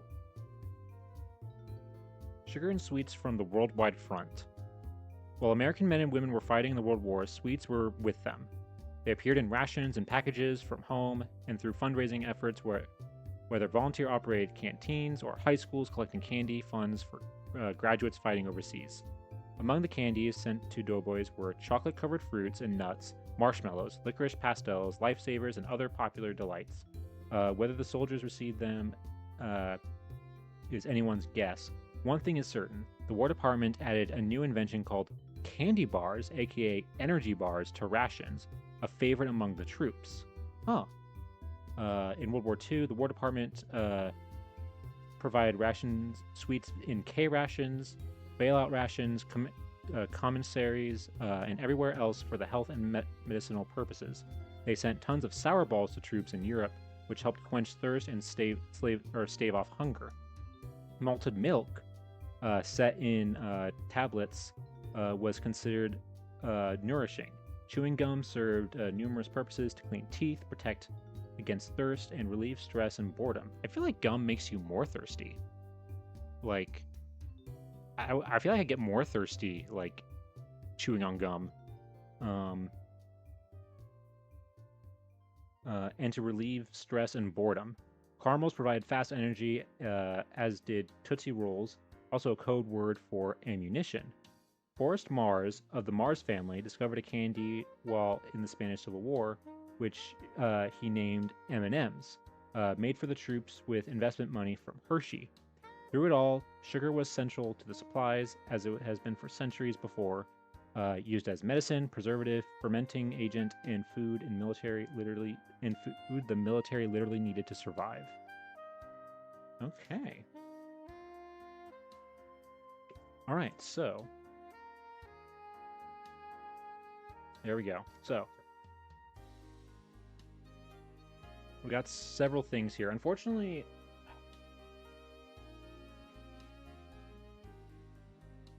it doesn't. Does it say?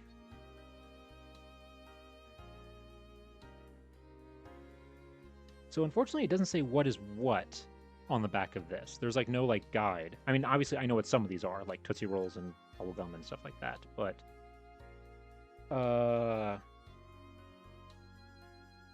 right.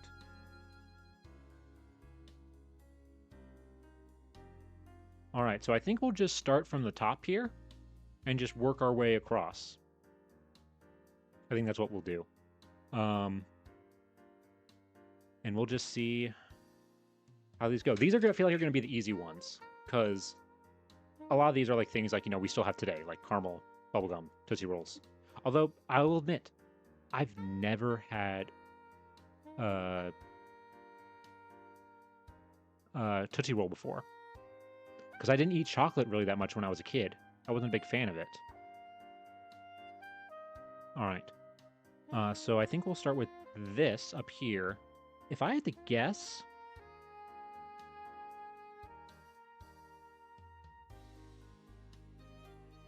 are these the bridge mix? Because it says on here bridge mix, which I don't know, it's too small for you guys to like. Hold on. See if I can. Bridge mix. Try not to shake too much. Pure milk chocolate, sugar, cocoa butter, milk, soy lantine, vanilla, confections, glaze, gum, dry roasted peanuts, whole dry roasted almonds. I think that's what these are. So I think these are just chocolate covered nuts. I mean, that's what it looks like. That literally looks like the same, like an almond. So, all right, first one, bottoms up. That's exactly what it is. All right. Easy peasy. This is going to be easy.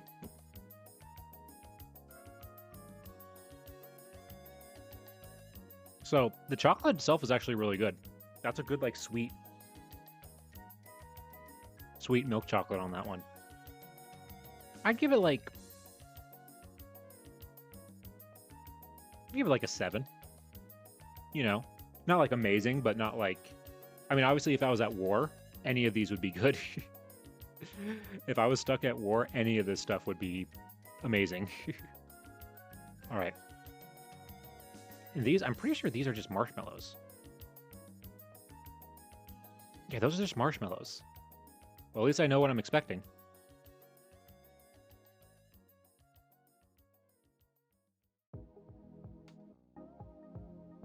Yeah, it's just a marshmallow. It's just a mini marshmallow. That's all it is. Unless it's like...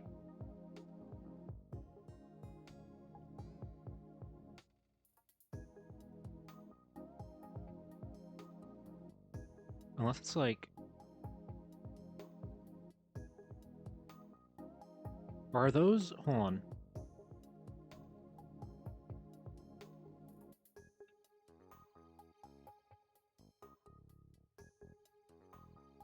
Are those the malted milk?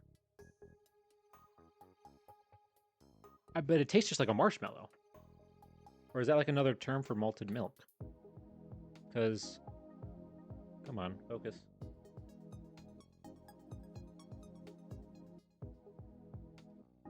Yeah, malted milk, right there. Foam, sugar, cocoa butter, chocolate liqueur. No, wait, I think that's this.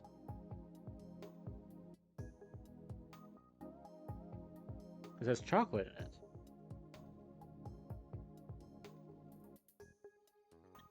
I don't see anything on here that's just like straight up like... Unless those are the charms?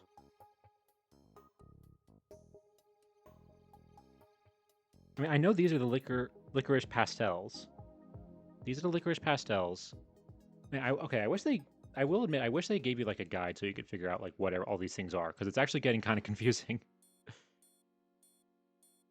So I think...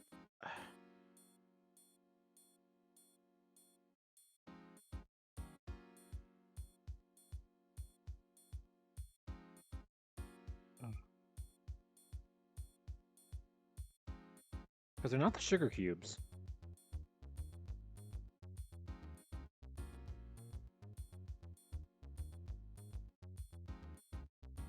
Okay, but anyway, I think these are the charms. I have no idea what these are. It just says that they're like sugar, basically, on the ingredients. I've never...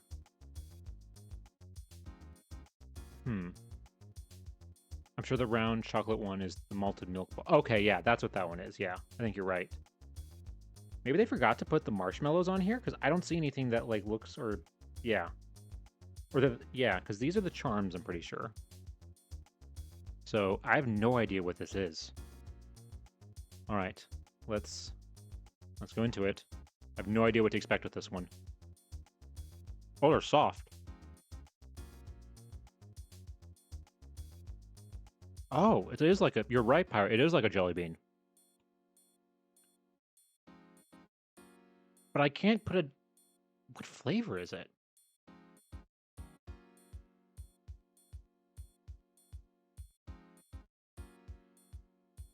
I can't put a name... I can put it almost kind of minty? It's like kind of... I don't know if I wouldn't... I don't know if I would say it's fruity. What is that? I can't describe it. It's like a minty... Hold on, let me try the red one. Let me try a red one, see if that tastes different.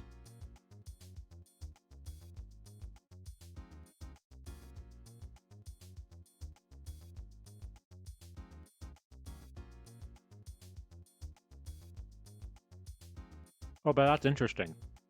You know how, like, jelly beans, when you bite into them, they, like, dissolve in your mouth? They, like, break apart and, like, almost kind of, like, dissolve in your mouth when you chew them? This one doesn't really do that. The middle part kind of, like, stays, like, mostly solid and, like, squishy, and then, like, slowly melts away. Huh. But, yeah, I can't put a... I really can't put, like, a name on that flavor. It tastes... I mean, the consistency-wise, it's a jelly bean. It's like a minty, vanilla-y kind of flavor, I guess? Because, I mean... Yeah, because it doesn't say anything. It just says sugar, corn syrup, citric acid, artificial flavors. That gives me nothing to go off of. So that's these. Those actually aren't bad. I would also give that... Oh, wait, did I rate the marshmallows? Marshmallows are like a 6. I'm not crazy about marshmallows, personally. I would also rate these ones like a 7. Maybe. Or actually, no. I rate them about a 6 because I don't know how to feel about that flavor. It's weird. All right. So these right here that look like game pieces. These look like just straight up game like game pieces you see in a board game. I'm pretty sure those are the licorice pastels, which I'm not crazy about licorice. Oh my god, you're right, Shakana. They do look like they do look like the kind of like little people you get in like Game of Life, but candy-ized, candy formed. Licorice pastels.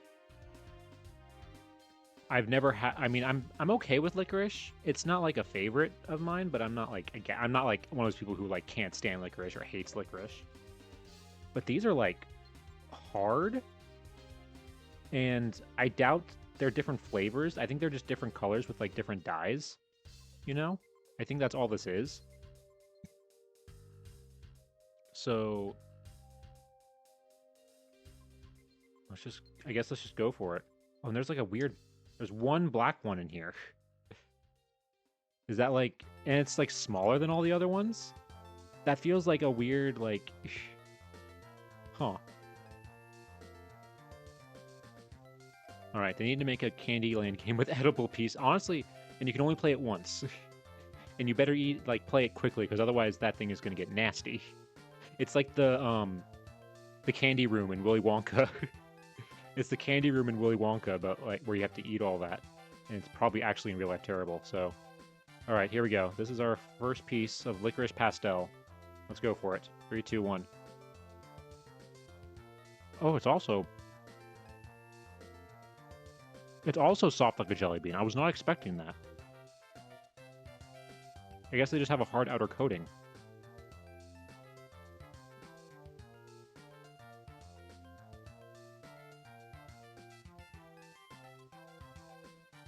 That is... Oh, hold on. Oh, that aftertaste. Oh, that chemically aftertaste. Oh, that's not...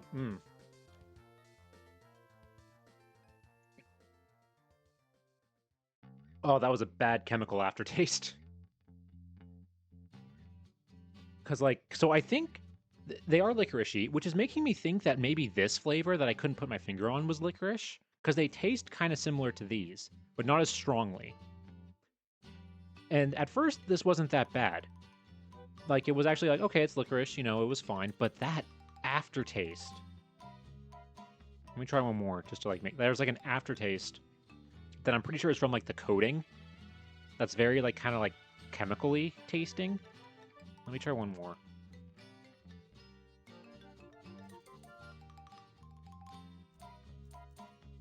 Yeah, because as you're chewing it, it's not that bad.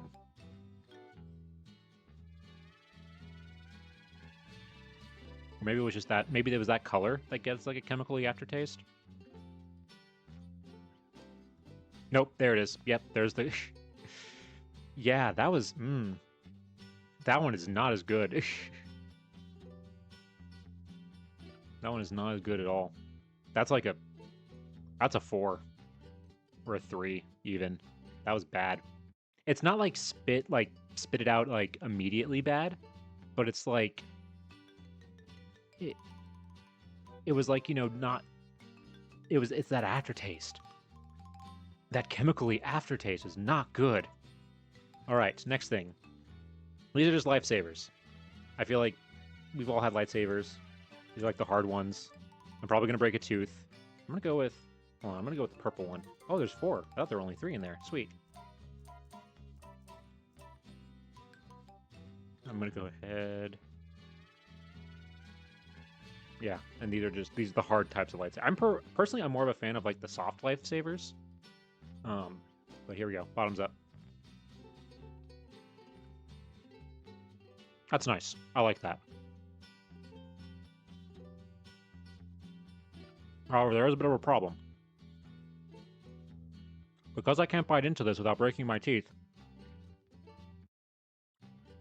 I don't know how long this is going to take to like dissolve in my mouth to move on to the next thing. And the grape flavor is actually really strong. It's like slowly getting there.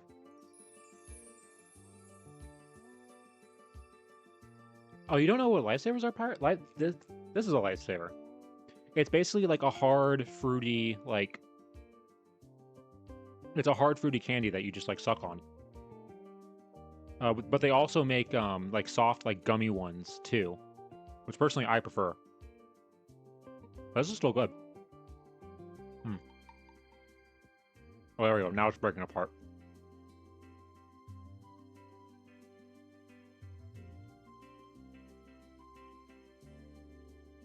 Oh, I think it's stuck in my teeth, though.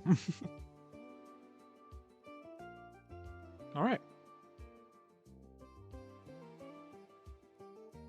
That was excellent. After that, especially compared to that was nice. That was a good, refreshing, just, you know, great, fruity. I'm gonna also give that one a 9. This is a 9. All right, now these next things. I think this is just the candy bar, because that's one of the things that on here, and they specifically chose for this. It says Goldberg's Peanut Shoes, original dark, the dark chocolate, chewy chocolatey bites loaded with crunchy peanuts. So this is what they represent as like a candy bar. So it has peanuts and everything.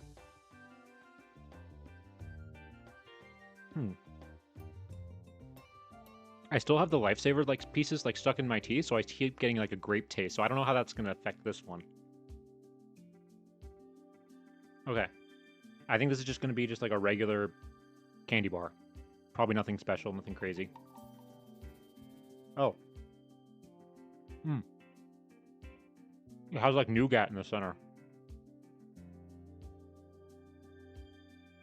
I wasn't expecting that. I thought it was gonna be more solid chocolate all the way through.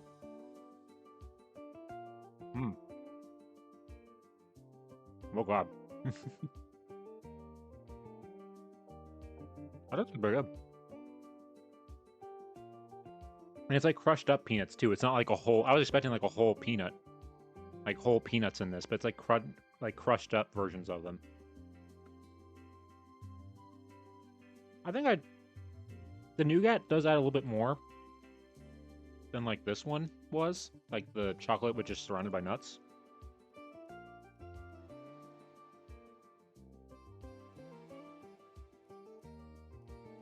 But so I'd give this like 7.5. If this was a 7, this is like a 7.5, I would say. The nougat like makes it a little bit better. All right. Now this one. These, it says, are sour balls. Oh, hold on. The nougat is stuck in my teeth. I should have got like a... This is a problem I didn't foresee. I should have gotten like a toothpick or something.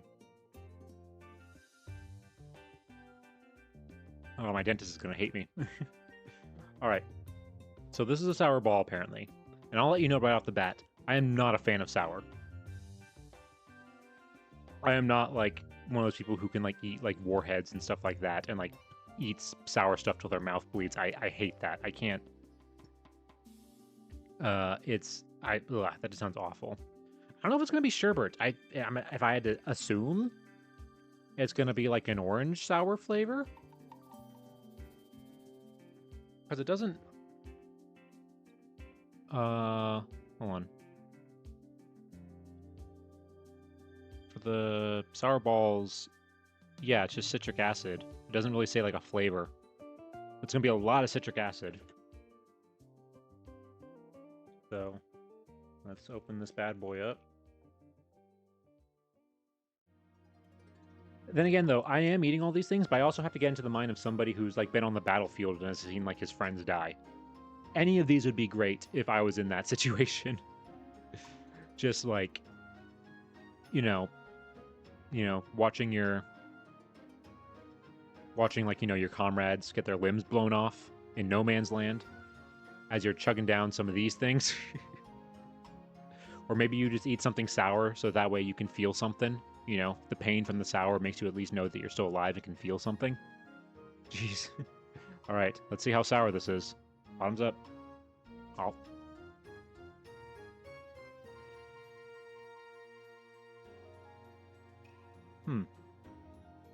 That's not sour at all.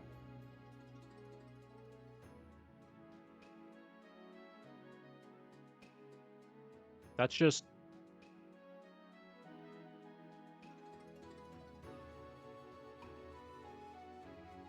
It's just like an orange hard candy. Unless the sour is in the middle.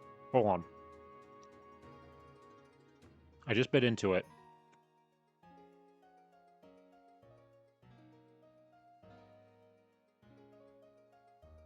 No, that's just an orange.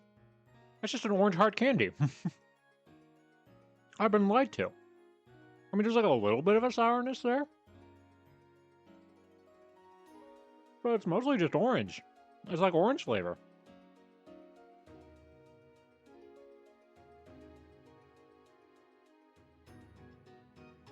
Exactly, Pirate. Some sour to go with your military graded cocaine. So you're on the battlefield. To go with your your morphine. To go with your military mandated morphine as well. All right. Well, that was, man, I was expecting actually something sour. That was nothing. And I'm saying that, and I'm a baby when it comes to like sour stuff. Maybe the people in World War I were baby when it comes to sour stuff too, or World War II. Okay. So next thing I think is the malted milk ball, which is this. I've never had a malted milk ball before. I don't know what makes it different from like any other chocolate ball. I'm assuming there's probably something inside. So I'm not gonna think too hard about it. Let's just go ahead and just bite on into it. 3, 2, 1. Oh.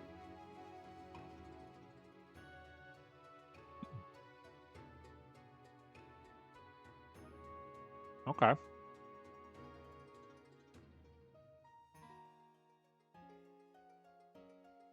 It was mostly chocolate, but the inside, it was kind of powdery. It kind of reminded me of like the inside of a Kit Kat. It's a very milky chocolate, which I like. Yeah, it was like the inside of like a Kit Kat. That's what that kind of like that interior part of it reminded me of. But it was mostly, I mean, I tasted mostly the chocolate. Very sweet chocolate. But yeah. All right. I forgot to rate these. So, since because they weren't sour and I don't like sour stuff, I would give them a higher score, but I feel like I was lied to. I was told these were going to be sour and they weren't sour. So, they lose actually points for that. Hey, Neff, good to see you. Welcome on in. Good to see you. Good to see you. So yeah, so I would say the sour balls, honestly, because they lied to me and they weren't sour. I'm gonna say that I'm gonna lose some points. I'm gonna give that a 6 because they lied to me. Normally, otherwise, it would have been like an 8. But they lied to me, so it's 6. The malted ball, I'll give that also like a 7, like on par. Actually, no, 7.5. I'd say it's on par with this, with the peanut chew. They're both pretty similar in taste, I would say. So those two are about the same. So far, the favorite thing, unsurprisingly, is the Lifesaver. Now, on to our next thing. These, I'm pretty sure, are just like caramel chews. And I have to tell you guys right now, I do not like caramel. I am not a fan of caramel. I'm trying to see, is there anything else here that like... Yeah, I don't... Chewing gum, candy bar, Tootsie Roll. Not Tootsie Roll, picture cubes. Okay. Alright, so I guess we'll go ahead and try these. Like I said, I don't see them listed on like the back here again, so maybe they, I don't know if they missed it or something, but like I said, I'm not a big fan of caramel. Like my ideal candies are like fruity candies. I'm not like a big chocolate person. I mean, honestly, candy in general. If you give me like an option, I will always choose like savory over sweet for like a snack. Like a lot. Oh god, this is so stuck to the wrapper. Look at that. Okay, I hope I don't get any residue on my gloves. But I guess that's why I'm wearing gloves. Unless you follow. Because if we, like I said, if we get to 100 followers, these gloves will come off, and you can see these for free. All right. This is a caramel chew, I guess. Or some sort of caramel thing. I guess we'll figure. Or it's like toffee. It's very squishy. All right. Here we go. 3, 2, 1.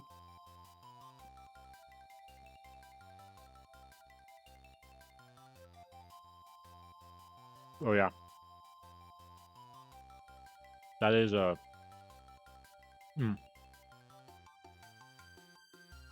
Is that caramel? I don't know if that is caramel. It's more of like a nougat.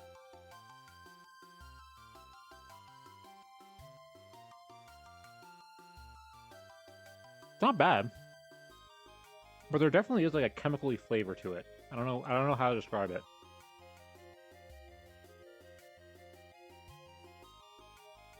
It definitely feels like there is a little bit of a... Maybe it is fudge. I'm not a big fudge person. And I haven't had a lot of fudge before. Well, this is fudge normally this squishy and soft? Because this is very malleable. I feel like fudge is normally like harder, isn't it? I don't know. Yeah, but maybe that was more like a fudge. It wasn't bad. I'd also give that like a 7. Yeah. I give that like a 7. All right.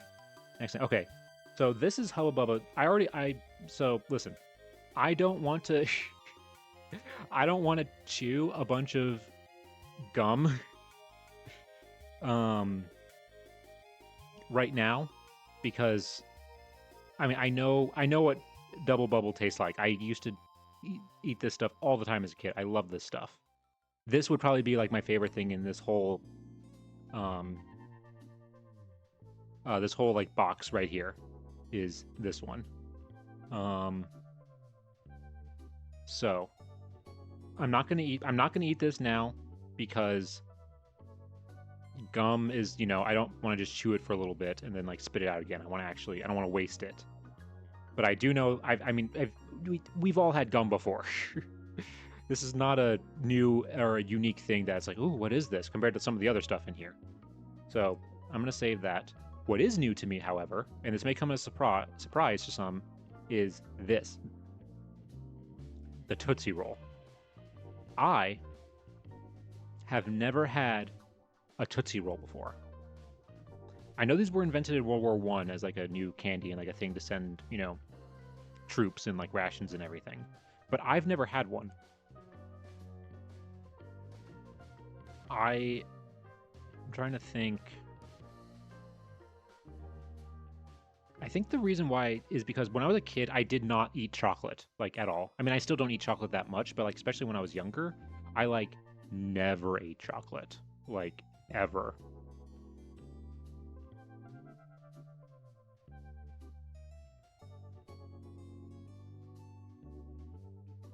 I thought it was more chiclets, the hard sugar gum, or the sugar shell gum in World War II. I'm not familiar with that, actually. Never heard of that one. Huh.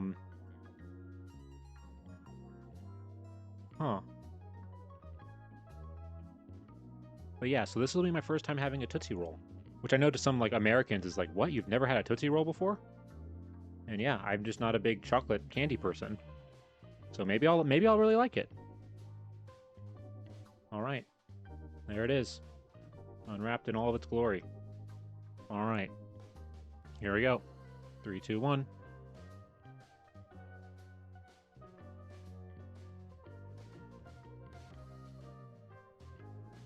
This is interesting. It's not like normal chocolate, it's like a squishy chocolate. It's like a... Which I guess is the point.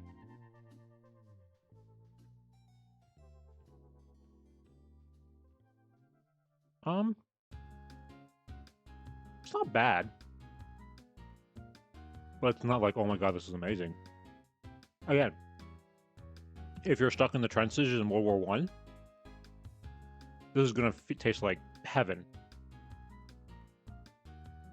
This is gonna feel like amazing. You know, between this and the mustard gas, this is going to be delectable. But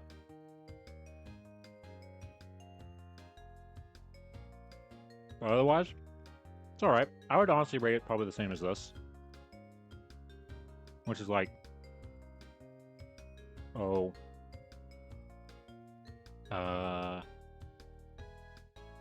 Maybe like... Yeah, I rated the same as that. Like 7.5 out of 10. It was not... It's like, yeah, it's like a soft, like a soft chocolate kind of feeling. Like a nougat, kind of. But like a little harder. Chiclets are actually from the 1900s. Had to look it up. Oh, okay. Yeah, I've never heard of chiclets as like a candy thing. That might be a British or a European thing. I've never heard of those. Okay. So that's a Tootsie Roll. So yeah, 7 out of 10.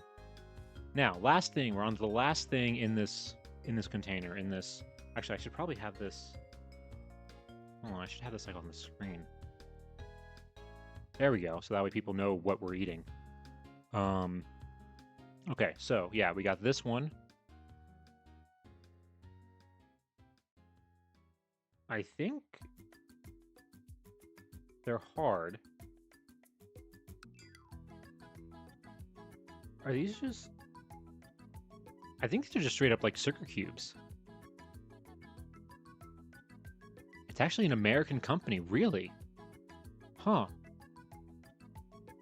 But my great-granddad used to have them, reminded him of the war, but he could have, in theory, got them from American soldiers. Huh. Yeah, I've never heard of it. But I think this, looking at this and looking at what's left on like the back of this description on this box, I'm pretty sure these are just sugar cubes. Just straight up pure sugar cubes. Which, you know, I have no problem with. I used to eat sugar cubes, like when I was a kid. I used to take the sugar cubes from like when my parents ordered like coffee and stuff like that. I would take the sugar cubes sometimes and eat them. Yeah, I'm pretty sure it is just straight sugar. All right, let's find out. 3, 2, 1. Oh. Oh. It's harder than I thought it would be. There we go. Now I broke it down. Yeah, that's just a straight up sugar cube. That's just a straight up sugar cube. That's just straight sugar. Nothing special there.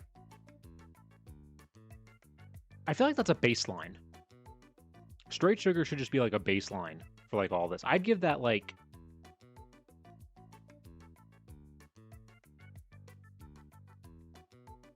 a dose of polio vaccine. Honestly, yeah. Okay.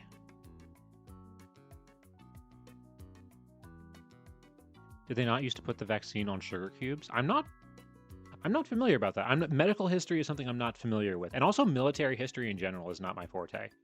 So if all that is true, I actually don't know.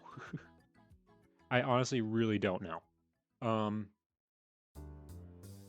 Okay. So sugar cubes, I would say sugar, because it's just straight sugar, nothing fancy. That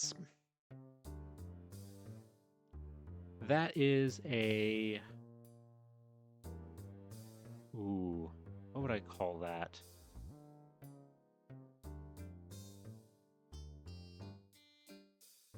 Because it's something fancy like these. Like, these actually have, like, more put into them and everything. I'd give it, like, a 6. I'd give this straight sugar cubes, like, a 6. Because at least these are, like, you know, trying, like, you know, like, other things and stuff like that instead of just straight sugar. Straight up sugar. But, yeah, okay, this box is done. We completed the World War box, and I already am feeling a little sick from all the sugar.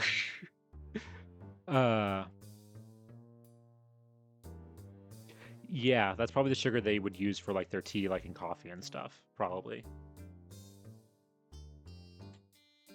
Okay. So with that, we'll go ahead and just move this out of the way. Now we're moving on to the next one. Oop.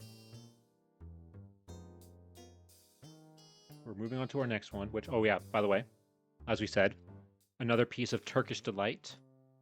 It has like a palate cleanser. Get some of that powdered sugar off my gloves so I don't get ants in my room. I really hope I don't get ants in my room after this stream. That's the last thing I need. I just had like my apartment complex just had like their annual like pest control thing, like literally earlier this week. And they didn't find anything, so I'm hoping that it stays that way.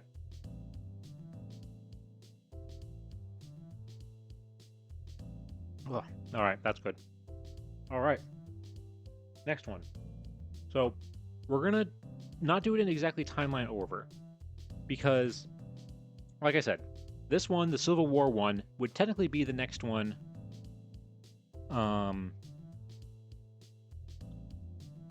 This one, at least, like, I do want to say for last, even though it is the next one in like the timeline that we're going down.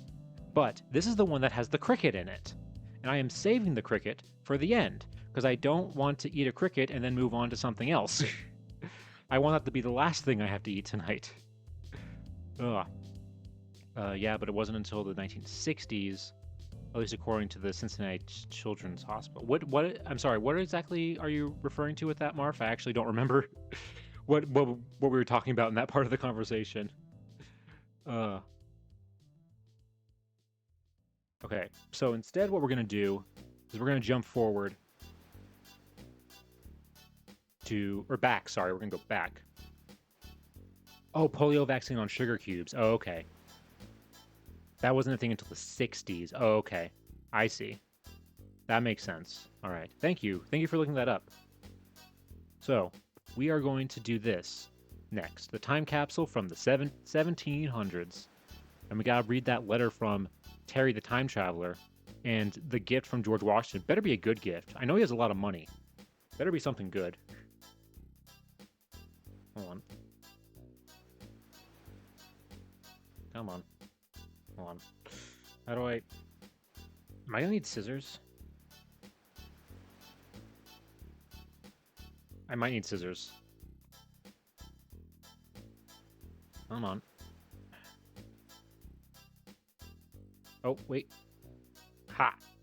I don't need no scissors. There we go. Come on. There we go. Alright, should I just dump it all out? Oh. I lost one thing. Alright, I'm just dumping it. 3, 2, 1. Thankfully, everything is already pre-wrapped. Come on. Dang, Terry packed this thing tight. What the heck? Those are just sprinkles. Ah. Oh, wow. Okay, okay. Oh, that...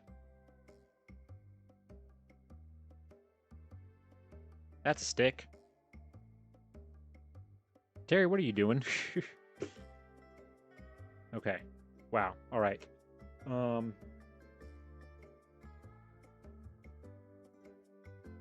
wait, is this the... Hold on. Is this...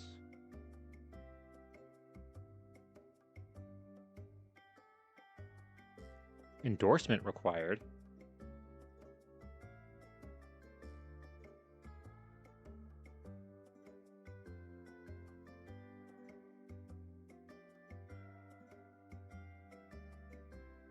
Oh, this is the thing from George Washington. Hopefully I don't... Okay, I was looking at that. It's a... Hold on. Let me...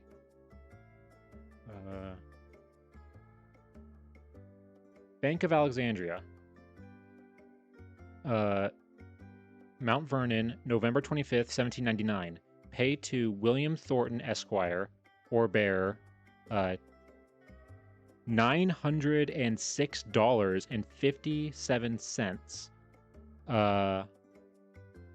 George Washington. So this is the thing. Oh, it's a check. It's a check for $906.57 from George Washington. That's the gift from George Washington. Endorsement required. Oh, okay. Taste. I like that. From your friends at True Treats. Taste you can bank on. So sweet. All right. So we got $906 from George Washington. I say that's a great gift from George Washington. Thank you. Thank you, Georgie. Now, is this $906 today, or is this $906 in like 1799 money? Because if that is the case, then we're like, that's like probably tens of thousands of dollars at this point. That's nothing. That's 906. That's a lot of money in 1799. Wow. All right. So thank you, Terry.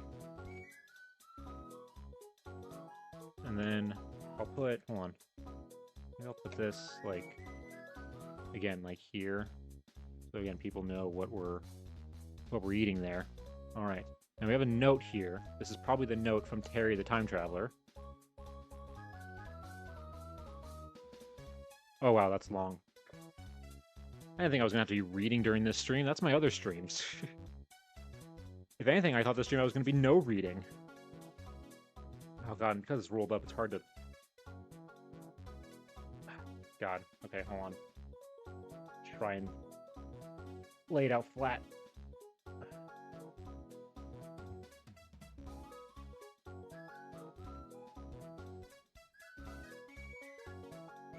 Okay. Look. Hold on. Look at that. I love that at the top there. Date, the present. Great. Thanks for being specific, Terry. God, could you imagine if all historical documents just said the present on them instead of putting the actual date? That would be make historical research a nightmare. All right, hello. I'm so glad you found my time capsule. I am a time traveler, traveling through time and space, searching for good things to eat. On my newest adventure, I was looking for candy in North America, planet Earth, when George Washington was president and the Revolutionary War was over.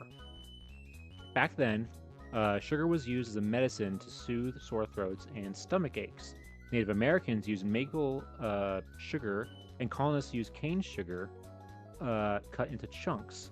Enslaved workers grew and processed the cane sugar. The work was extremely difficult, and they often had little food or sleep.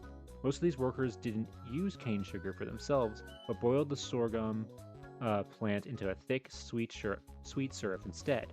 Confectioners also used sugar from the sugarcane plant for candy, such as stained glass made of boiled sugar with colors and flavors added in the decorative sugar bits called draggies. Other plants from North America were made into popular candies, such as sugar-coated flower petals and peels from lemons and oranges that were soaked in sugar syrup called glace. The licorice plant grew in North America, but people mostly used it as a medicine or chewed the root to clean their teeth. So I'm assuming that's what this stick is. Yeah, I think you got it right, Pirate. I think that's exactly what this is. It's just a straight-up stick. Maybe I'll save that for last out of all these as like a way to clean my teeth. Throughout the 1700s, spices, nuts, and fruits from distant lands arrived in seaports in huge ships. Confectioners turned these goods into fancy candies with interesting names, such as sugar plums, which were sugar-coated nuts, with interesting names such as, which were sugar-coated nuts and seeds and burnt almonds coated with sugar and cinnamon.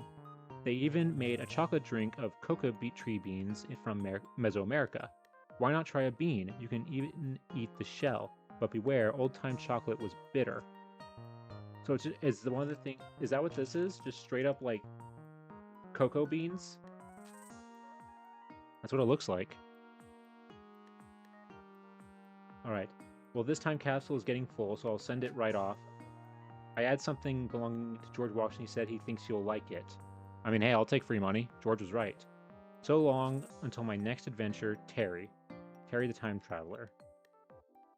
It's interesting. I mean, he's a time traveler, but it says he's on Earth and they have like plants down here. So is he like supposed to be like the Doctor and that he's also like traveling through space as well? Like Doctor Who style? That's what it looks like, honestly, with this. Wow. Okay. So let's... Wow, okay, so these are all spread out here. So it's hard to read, but on like the back of this, there are like they're very tiny. So there's licorice root, maple drops, sugar cubes again, rock sugar, stained glass, sorghum, sugar plums, petals, peels, cinnamon almonds, cacao, which is the sugar, draggies, almond sugar, and cream filbert. Wow. Okay. So I'm assuming these are the rock. That's just rock candy. This is the cocoa beans. I think these are the petals. They look like rose petals. The licorice stick. These are the maple sugars. A couple of them in here. I think these are the cinnamon things.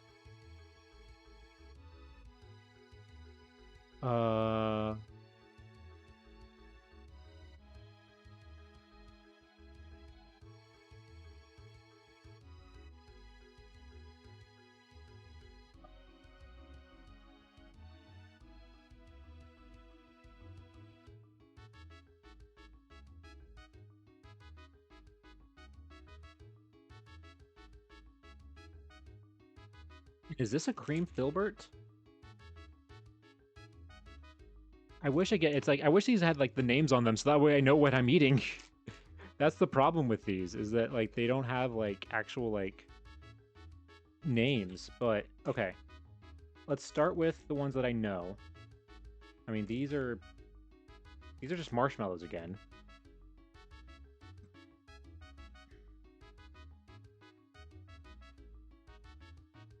Or are these sugar cubes? Do they call these sugar cubes? But they're just marshmallows.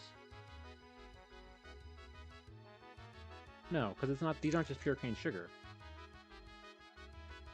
Which of these is the pure cane sugar?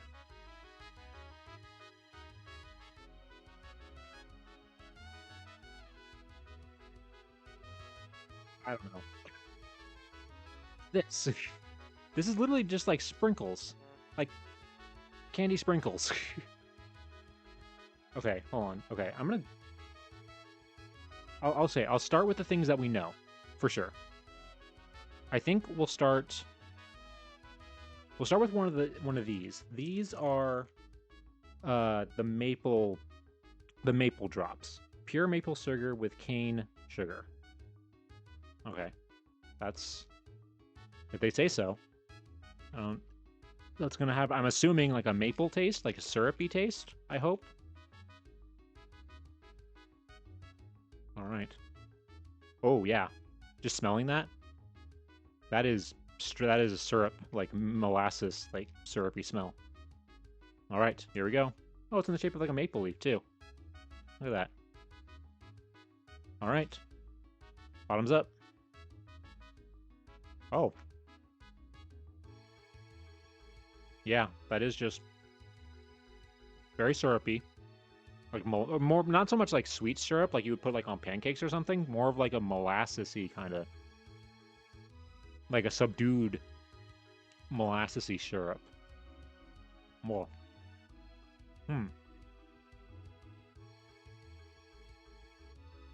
Now again, I think we're having the same problem that I had with the lightsaber.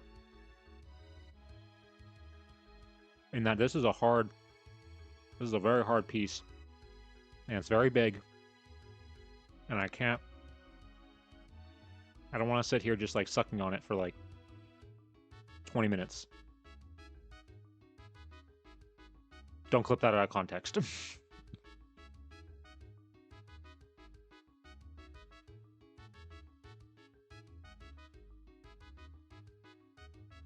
Wow. Huh. Yeah, and it's not getting smaller either.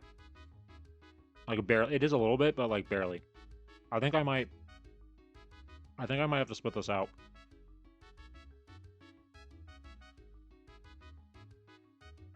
Actually, maybe not. It is going down slowly.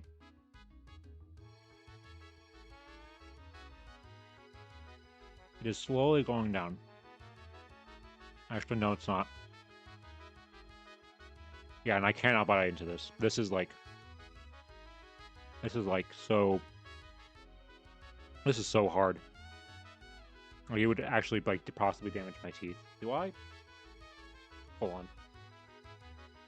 I should have. I was smart. I would have put like tissues or like a garbage can or something like that near where I am. Hold on. I'll be right back. Like 2 seconds.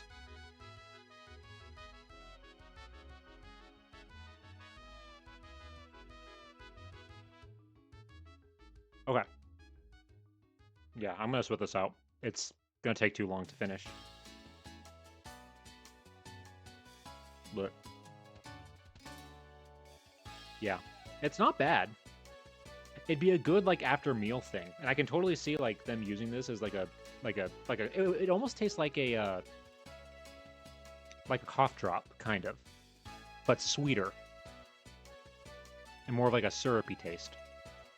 I could totally see this like being used in that way back then. But if I had to rate it, I'd give it like a 6. It's nice, but it's not like compared to like the chocolate ones, it's not like as enjoyable, I would say. Okay, so then so that's these. So these we can put over here because we know that's what they are, or we know what those are.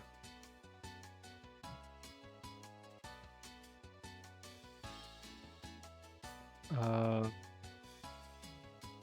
these the sorghum?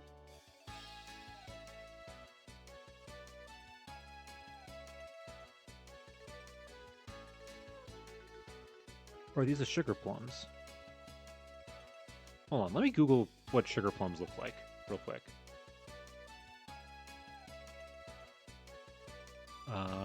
Sugar.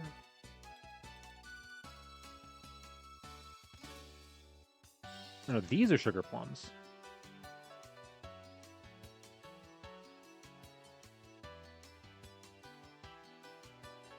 Are sugar plums supposed to be hard? I thought sugar plums were supposed to be soft.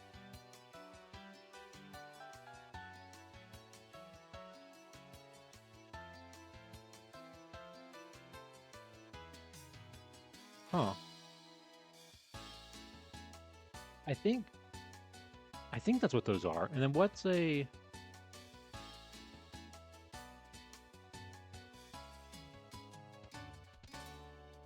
Okay, where is... Let me look up, what was the other one? Sorghum. What's sorghum? So I know what that looks like, at least. Sorghum.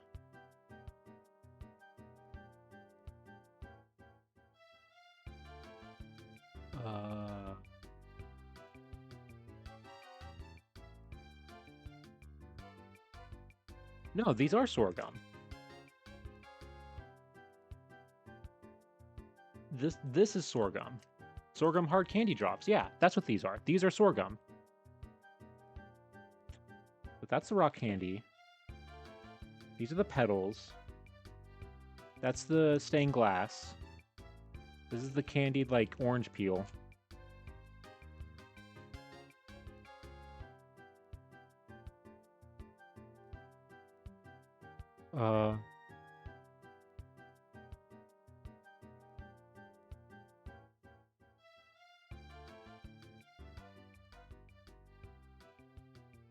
That's the peels. That's cacao. Oh, let me look at draggies. What are draggies?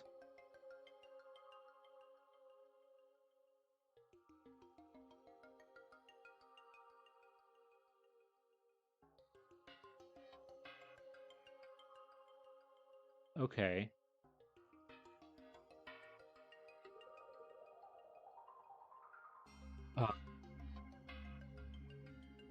Are these draggies? These are draggies. Looking at the pictures of them online.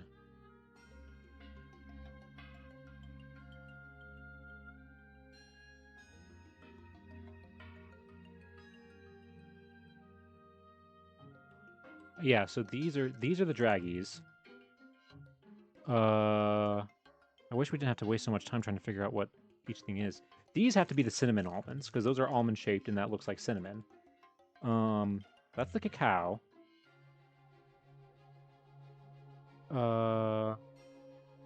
Cream filbert.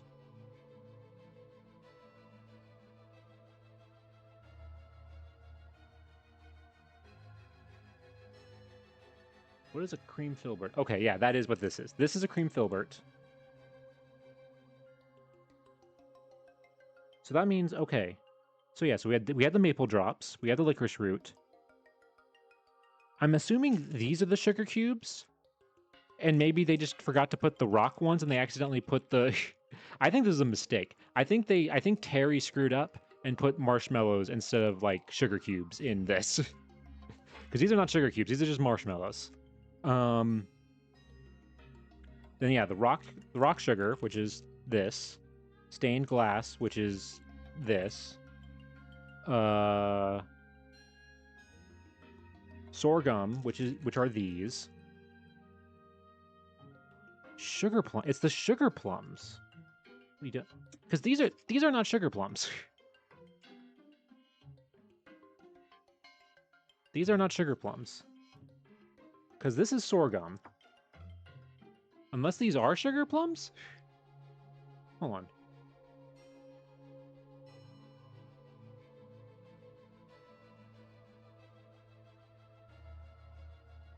No, that's not at all what sugar plums look like. I think Terry is... He's getting his time periods mixed up. He's too busy...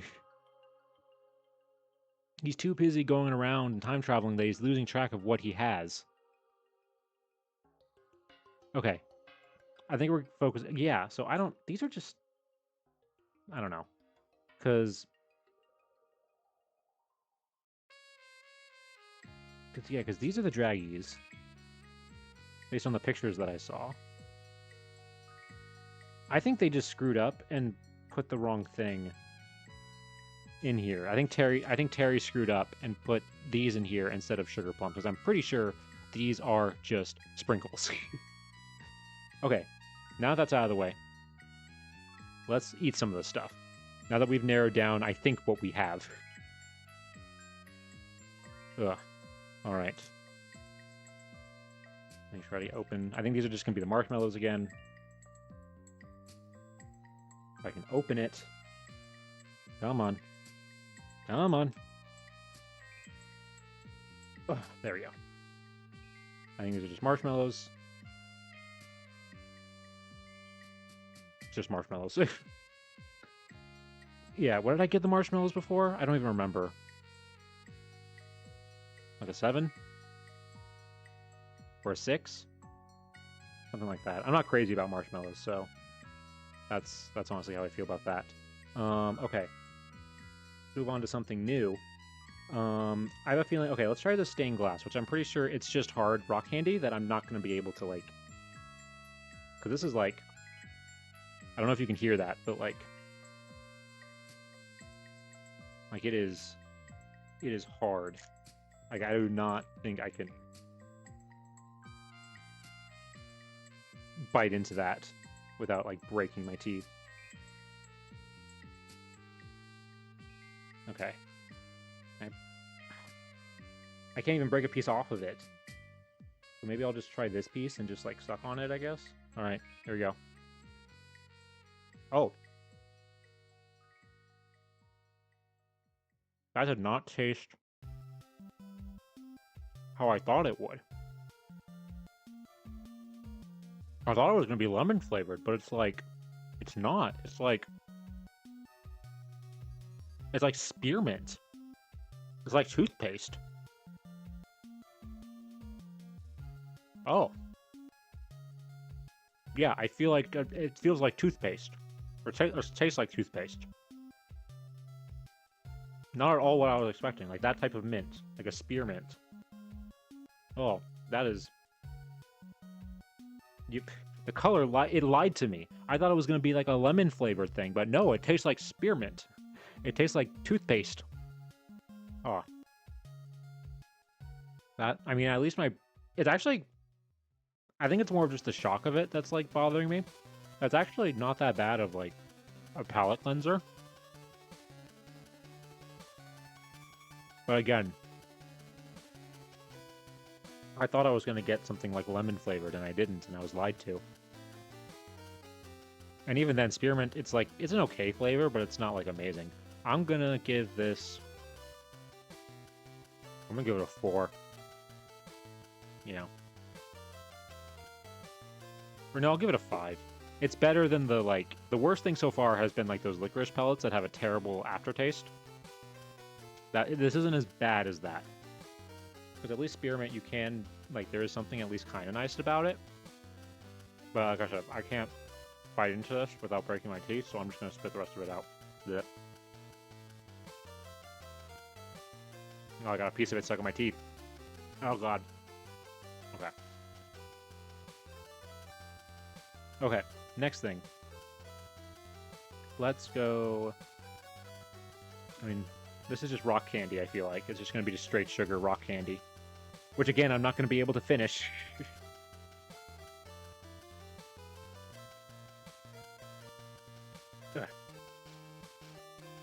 Oh, there we go. At least I could... This isn't as hard as the stained glass. The stained glass was definitely harder, because the fact that I could break a piece of this off shows that this is better. And it is coming off in, like, little tiny, like, flakes. Okay. Here we go. I'm assuming because it's purple, it's going to be some sort of... I mean, it's probably not going to be a grape flavor. It's probably just going to be sweet, like, it's just straight sugar, but one can hope. All right, 3, 2, 1.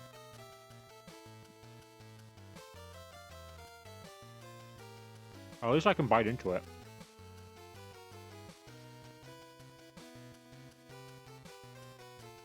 Yeah, I can at least bite into it and like break it up with my teeth.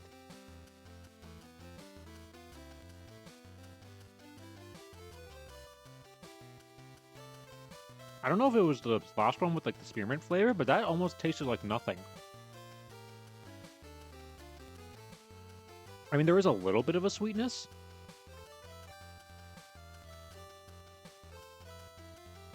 There is a little bit of like a sweetness in there, but not as strong as, I mean, not as strong as like the sugar cube was, like earlier.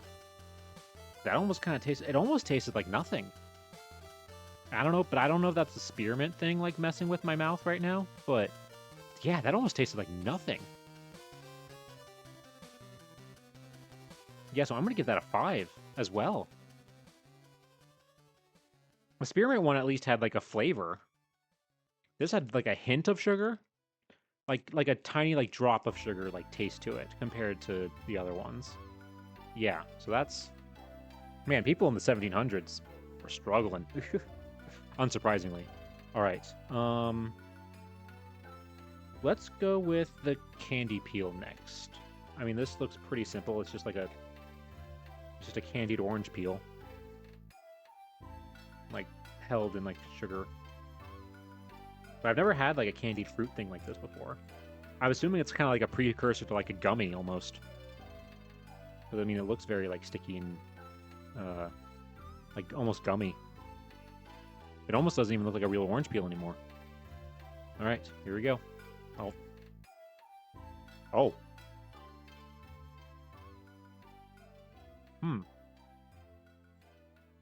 That's interesting how that like broke up in my mouth. I can still tell that it's like a peel.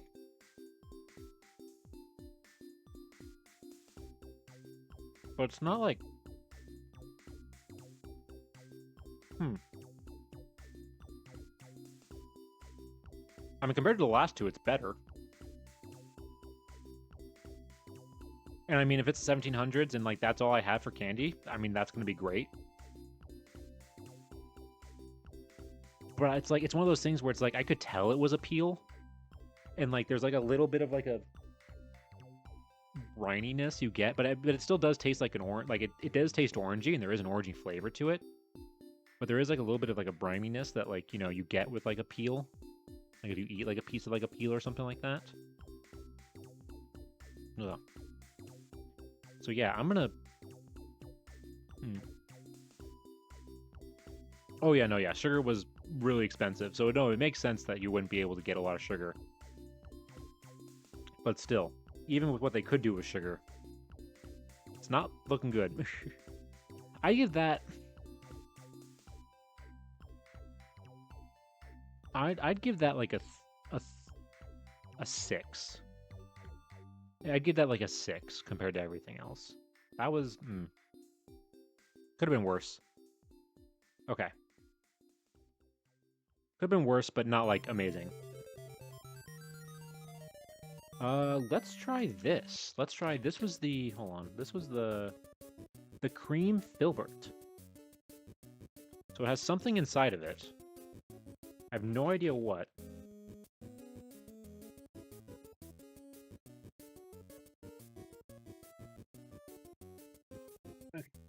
There we go. It's like it's just coated in sugar. Like, those are definitely sugar crystals on it. It is definitely just coated in sugar, but we'll see. We'll see how it goes. All right. 3, 2, 1.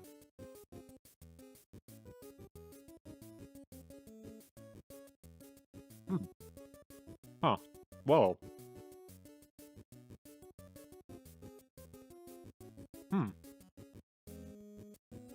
Is there like a walnut on the inside of that?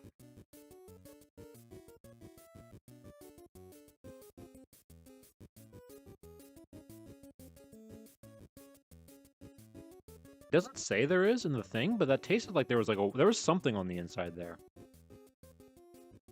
Oh, and it's really stuck in my teeth. Oh god.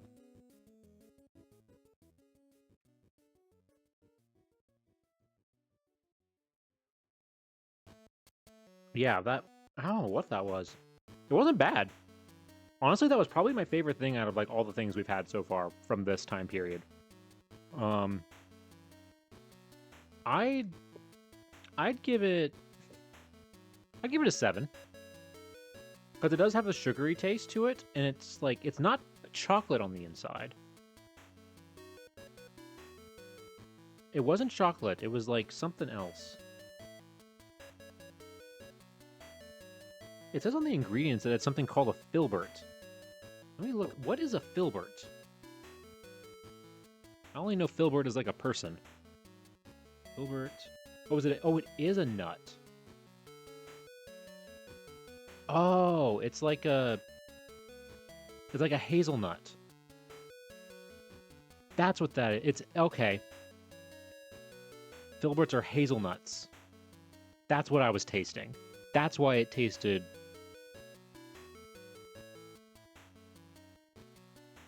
That's why it kind of tasted... I was like, this does taste like a nut, but like... Okay. We do have an ad. We have an ad starting soon, so I'm gonna hold off eating the next one until the ad is done. But if you don't want ads, you guys can always, if you want to, subscribe to the channel, and you won't have to deal with any ads at all.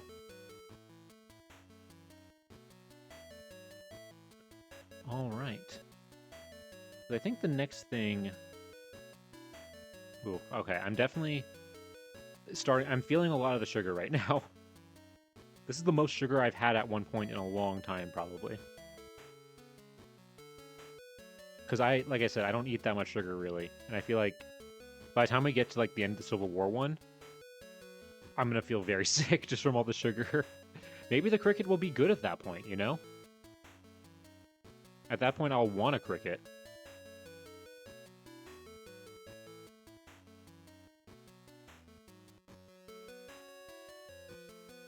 Ooh. Because the other... Okay, so what we have left... We have the cocoa beans, the licorice root, the sorghum.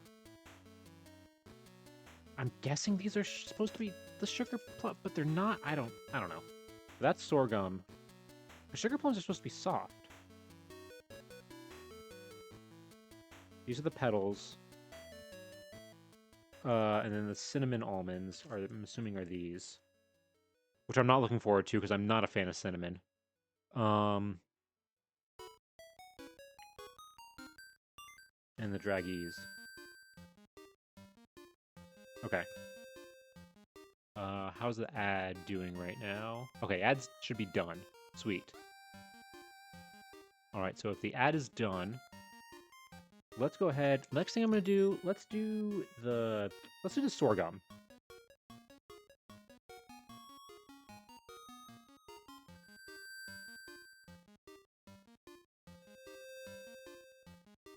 Okay, but yeah, so these are hard, very hard candies.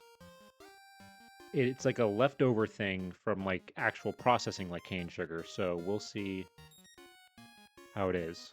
All right, 3, 2, 1.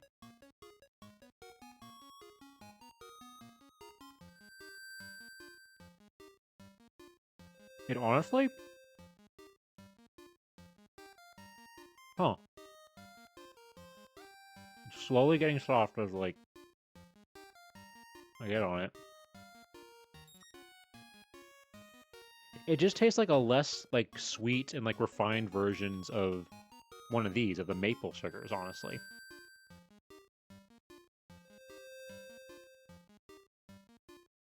It's like a less sweet version of this. Which I think I gave this a 6.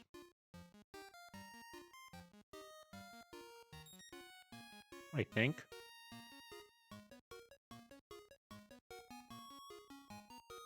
And I'd probably give this the same. I'd give the sorghum the same, a 6. It's not... It's not super sweet. But it's not, it's not as refined or as this, as like a sweetness, like as refined of a sweetness. Like this feels more like a medicine than a candy, which, you know, a lot of these were medicine for people. And again, I think I might have to spit this out. Because it is shrinking, but it's not like fully there. So, hold on.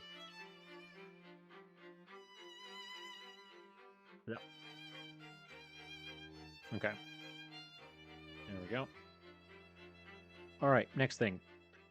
Let's do the petals.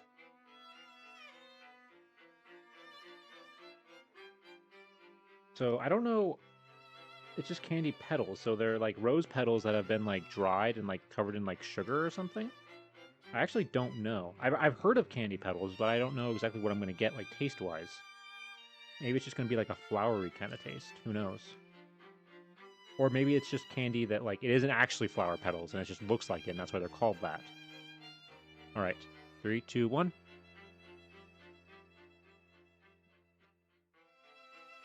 Oh.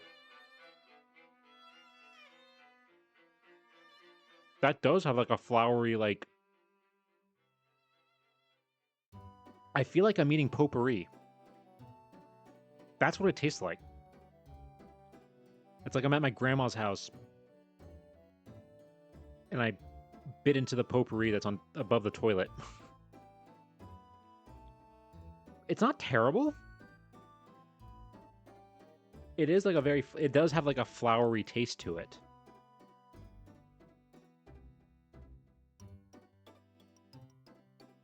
Yeah, it has like a flowery...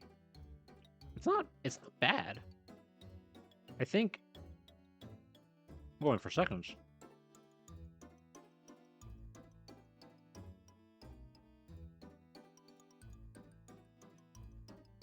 It's kind of refreshing, honestly. I don't think I like it as much as the cream fillet, which I gave a 7. I don't hate it. I think I like it more than the sorghum and the maple. I give it like a 6.5. These. The rose petals. They're not bad. But that could just be because everything else so far from this century has not been good either. Okay. Hold on, let's get the sorghum out of here too, because we already had that. Alright, let's do these. I'm not looking forward to these because these are cinnamon. And if this is like hot cinnamon, I'm not looking forward to this at all.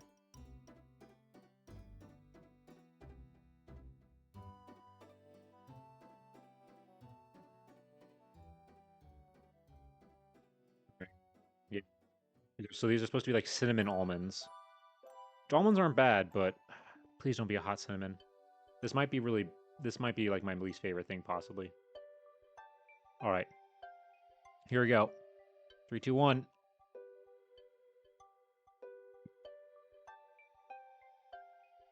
Oh. Oh, thank God, it's not the hot cinnamon. It's actually not bad. Ooh. The almond has like a good flavor to it. Mixes well with like the cinnamon sweetness and like the sugariness.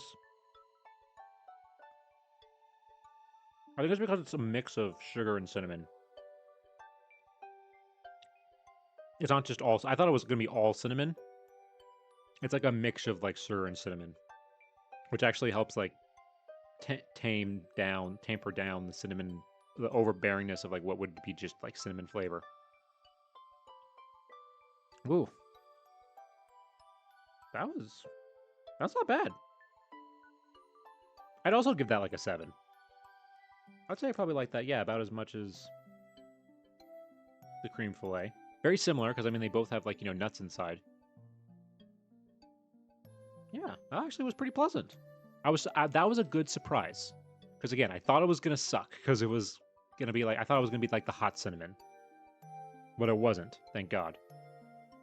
Okay.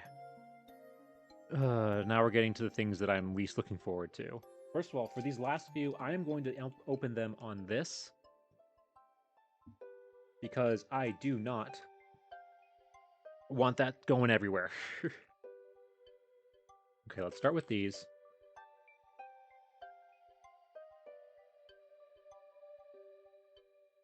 So yeah, so these I'm pretty sure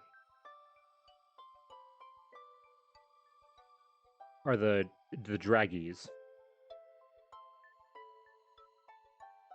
Some of them have almonds inside, some of them are just like other things.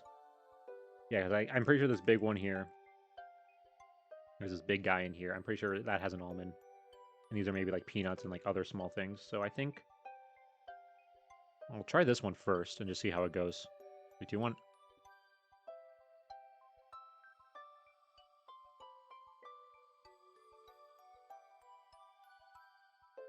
Okay.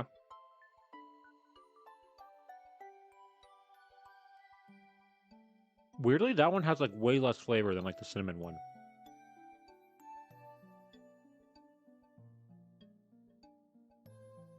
There's like a hint of sweetness with the coating,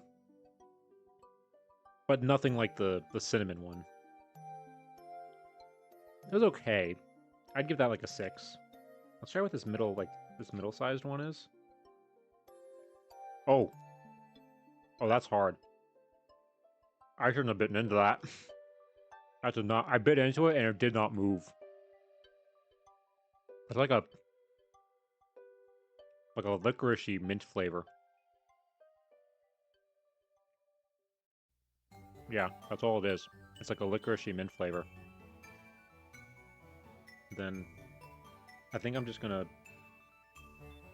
dump a bunch of these into my mouth and just see what happens. Well, I need to spit out this other small one. It's not great. Yeah. Alright, yeah, just gonna toss a couple of these down and just hope for the best. Alright, here we go. Wish me luck. 3, 2, 1.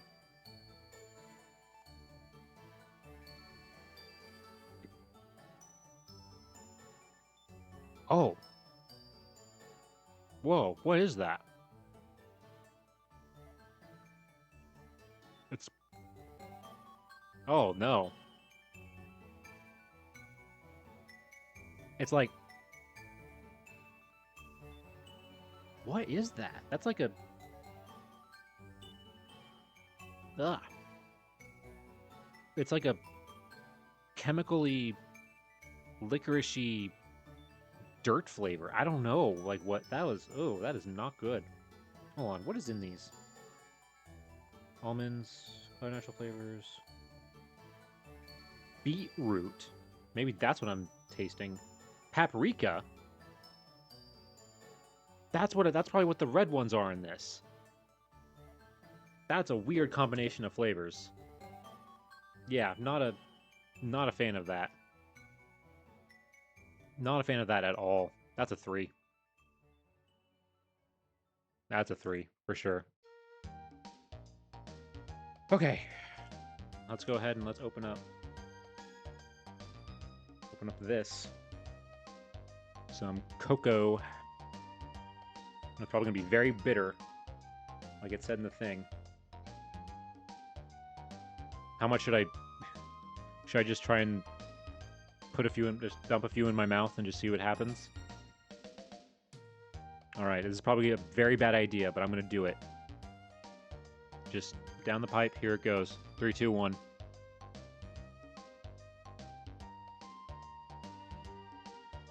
Oh wow! Oh god! Oh god! That is so bitter. Oh, that. It's like a Switch cartridge.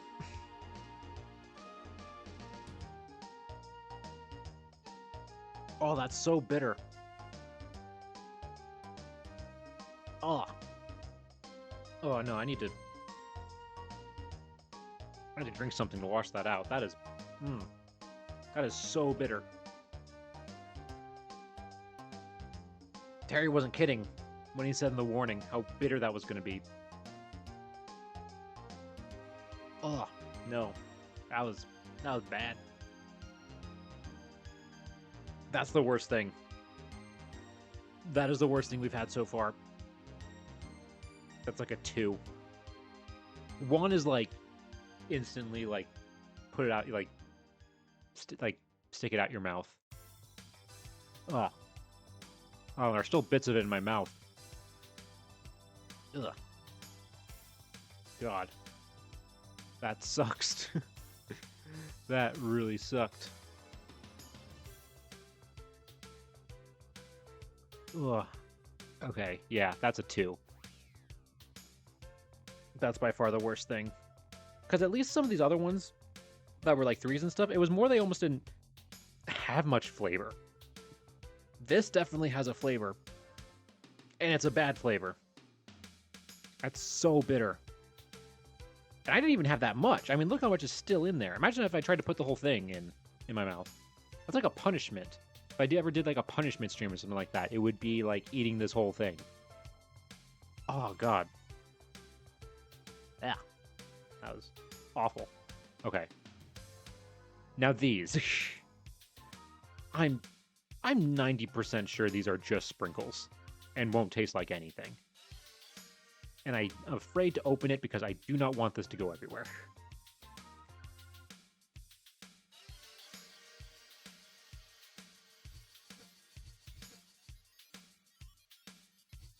Okay. I think I'll just do the same thing. Just dump a few down the gullet. All right. Like a shot. Here we go. 3, 2, 1.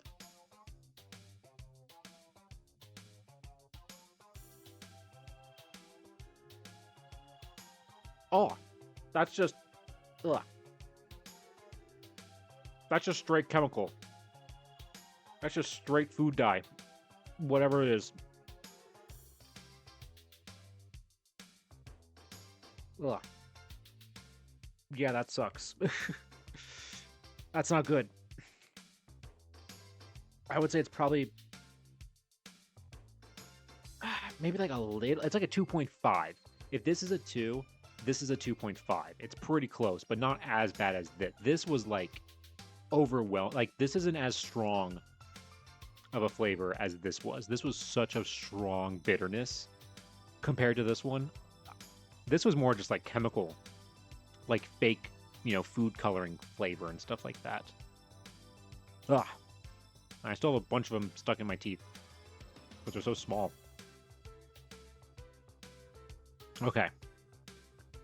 Now, last thing. Stick. I'm guessing you just put it in your mouth, just start sucking on it. God, so much of this stream can be taken out of context so badly. I guess we'll just go for it. I don't know how much you have to like chew on it to like get the licorice flavor. But I guess we'll find out. All right, here we go. 3, 2, 1. Okay.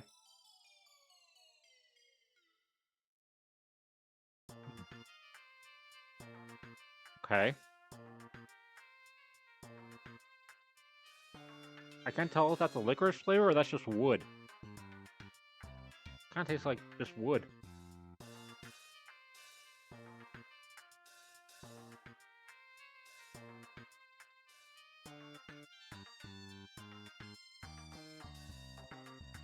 I'm really not getting much flavor at all. Maybe I have to do like the other side that's like more open.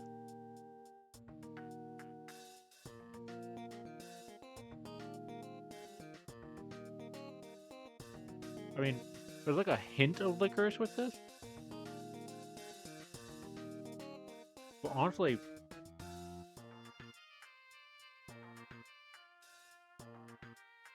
it just feels like I'm just like just chewing on a piece of wood. Just chewing on a stick. There's like a hint. A real like hint of licorice flavor with this. Otherwise, it's a 3, honestly. Not as bad as the other two. There's like I'm starting. Yeah, there's like a hint of licoriciness, but not much.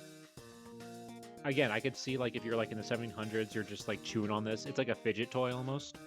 Just chewing on this while you're like working on the docks or something, or just like laying in the grass overlooking a riverbank. I could totally see that. I mean, what else are you gonna do in the 1700s? Look at that.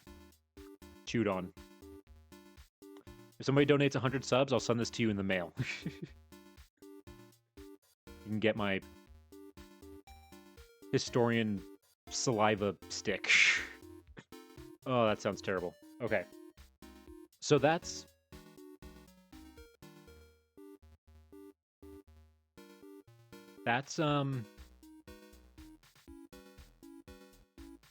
everything from the 1700s. Of everything we tried, honestly, I think the cream filbert was probably, it's like between that and the cream filbert and these cinnamon almonds were the best thing. They were good. I would actually eat these, like more of these, if given the chance. But well, other than that, this century didn't have a lot of great stuff, honestly. Like this one is going. These ones are going just like straight in the garbage because I'm never gonna eat these again because they were so bad. At least the World War One and World War II one, everything was at least edible and like enjoyable and or like semi enjoyable, except for the licorice pellets that had that weird aftertaste. But that wasn't even nearly as bad as like these. And even the rose petals. The rose petals were surprisingly nice. Despite, just like tasting like potpourri. Which makes sense, honestly. But yeah. Alright. So now, as to reward to myself, I am going to have another piece of Turkish Delight. I'm going to take this plate out of here. And now we are moving on to the grand finale. Our final box.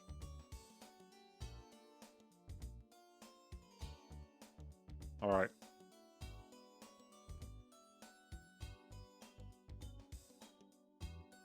Here we go. Here it is. Civil War. Now, I am noticing some similarities to the 1700 one. It looks like we got the stained glass right there again. This one is red, so maybe it'll actually taste like cherry and not like spearmint. So let's go ahead and let's open this up.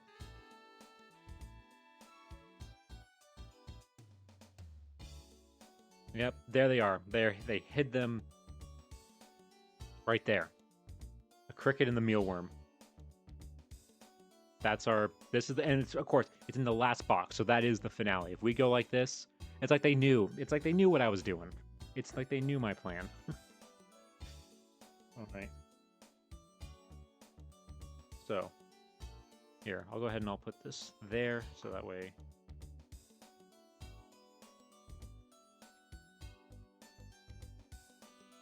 Okay, so, yeah, so we do have things listed on the back here. And again, I don't know... Oh, is this more of the cacao? It is! God. Okay. Lemon drops, which I'm assuming are those. White sugar, which is probably just those. Stained glass. Jelly beans. Molasses pulls. Is that one? Bugs. Oh, these are okay, dehydrated cranberries. That's what these ones are. They don't show up well on camera because they're very dark, but these are like... At first I thought they were like raisins, but they're cranberries. They're dehydrated cranberries. Cacao beans. Amber beet sugar. Is that one of like these? Maybe? Amber beet sugar. Ginger. Where's this ginger? I guess we'll find out. Necco wafers. Yeah, okay, I think that's everything. Alright, so. Last box. I have higher hopes for this box than I did the 1700s one. But we'll see how we go. Other than the bugs, obviously. Alright, we're gonna stop from the top. Clearly these are just jelly beans. Jelly beans are great. Here we go. 3, 2, 1. Yeah. Jelly beans. They taste... That was a grape one. This red one's probably going to be like cherry or strawberry. Yep, exactly. Great. Fantastic. That's actually a really good palate cleanser. But I think I still have a hint of like licorice fruit stuck in my... in my mouth. Yeah, that's a 9. That's a 9, for sure.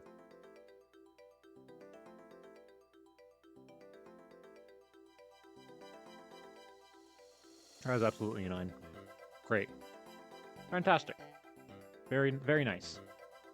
Alright, stained glass. Let's see if this stained glass... I'll get the smallest piece here.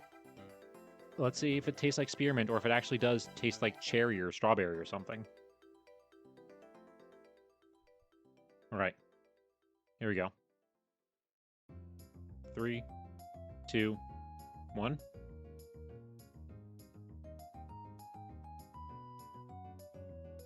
Okay. Okay, this one actually tastes like kind of like a cherry flavor. Not a great cherry flavor. Like it's very faint. Because the other one, this one was a very strong like spearmint flavor. This one's a lot softer. It tastes like something, and I can't put my finger on it. It tastes like something I have had before. And I cannot, like I said, for the life of me, put my finger on it. What is it?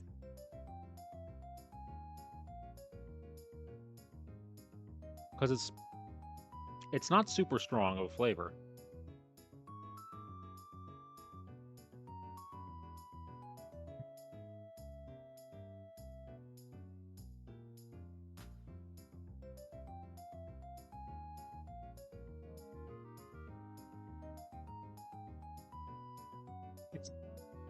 It's not a Jolly Rancher. It's not as strong as like a Jolly Rancher or something like that.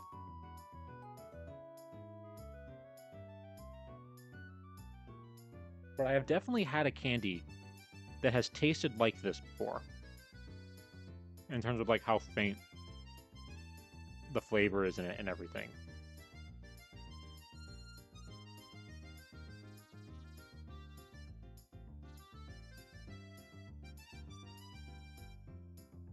Yeah.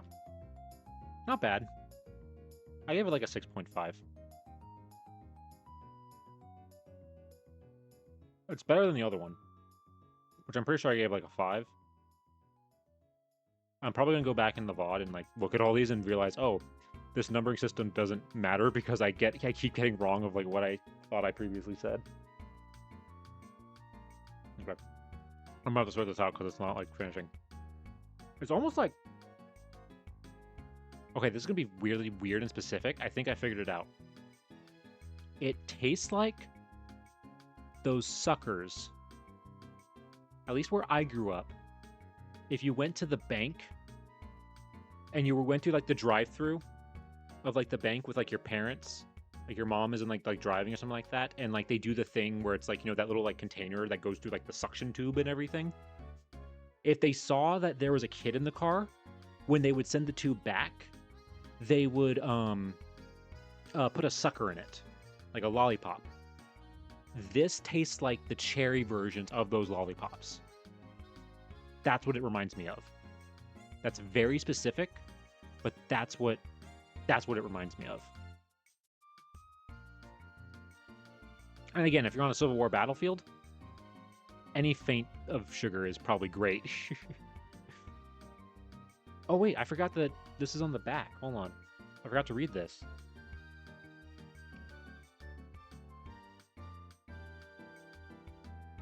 Okay.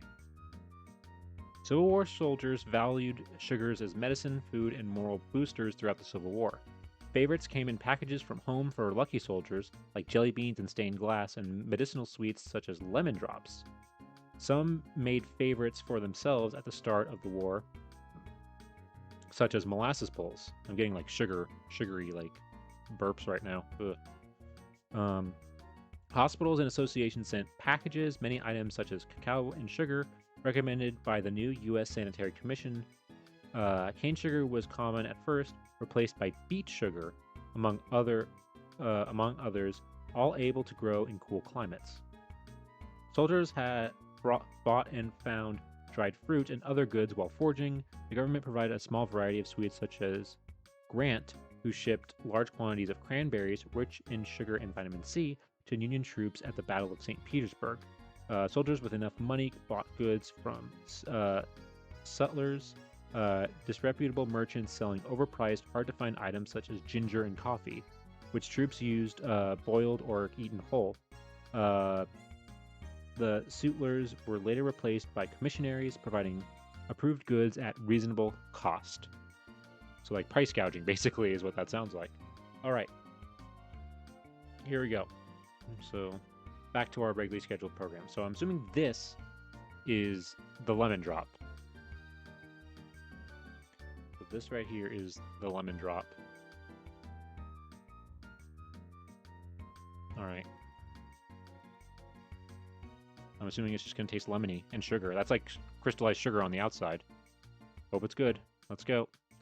3, 2, 1. Oh, it's hard.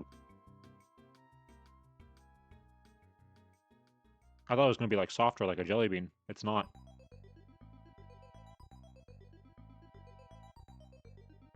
I mean, yeah.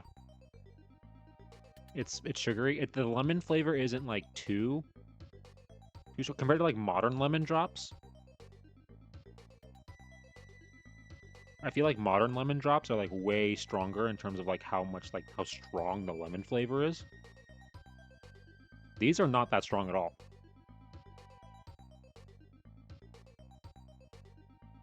Yeah. It's hampered a little bit because they do have the crystallized sugar like on the outside of them. I think that's hampering like the souriness of it. Like the lemoniness. Wow, and this is not getting smaller. Getting a little smaller, but like nothing compared to like being able to, you know.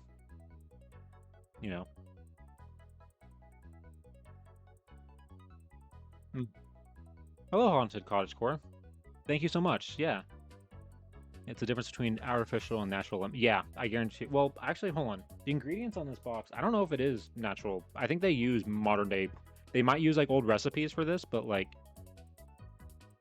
it. I think it could be like. I think they use like modern. Hold on.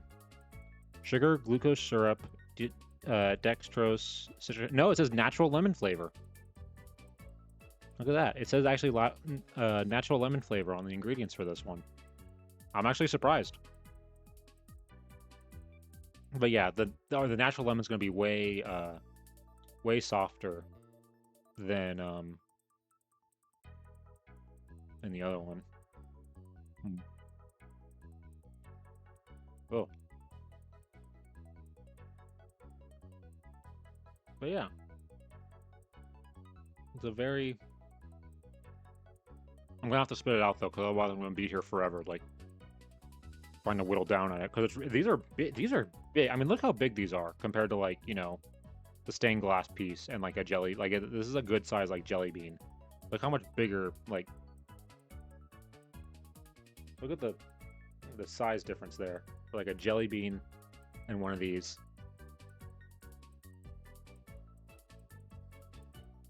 I mean, look at that. Excuse me. Sorry. They also last longer because more bang for your buck at the time instead of consumers and gym products today. That is true. Oh, and also, you know, these are supposed to be like sent to soldiers on the Civil War. So, you know, they are. It is pleasant. It's similar. It's kind of. It reminds me a lot of like a cough drop. Oh, like a more lemony flavored like cough drop. And yeah, this would last a long time, but unfortunately, I do have to spit it out because I need to move on to our next thing. I know, yeah.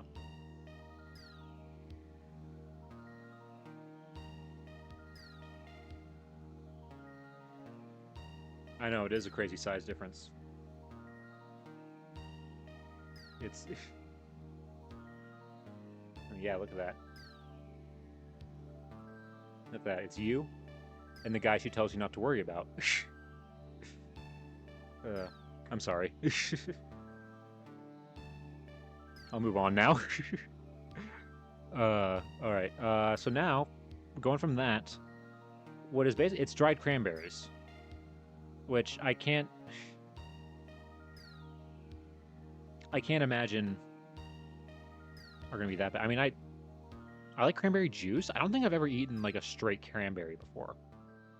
I've had cranberry juice before, but not like a whole cranberry. And these are very dark and they don't really appear well on camera. All right, here we go. Let's see how this goes. 3, 2, 1. Wow. How did I miss? I almost dropped that. Jesus. Oh. So it had a little bit of like juice inside.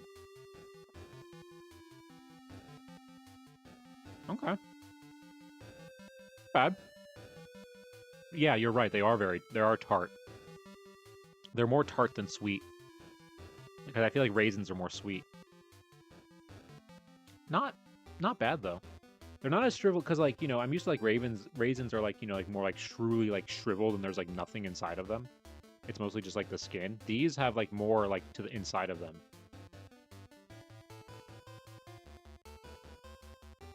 It's all right. Nothing crazy. I'd give that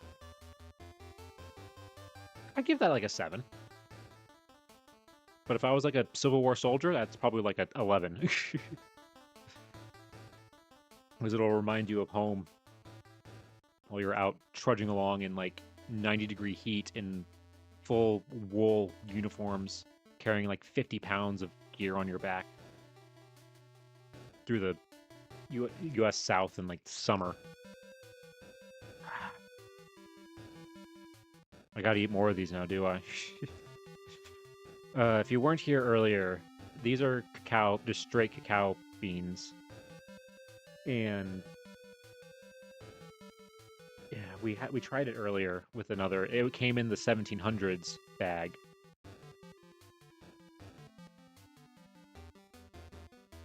Yeah. Oh yeah, it was definitely a day maker back then. But this can't be a day maker. This is a day ruiner. If I was in the battlefield and like, you know, they gave me in my, you know, my like sergeant or like whoever like gave me this, I would desert. I would desert the battlefield, but you know what? It's here. We've had other things twice. You gotta get that good, bitter switch cartridge flavor. All right. Here we go. 3, 2, 1.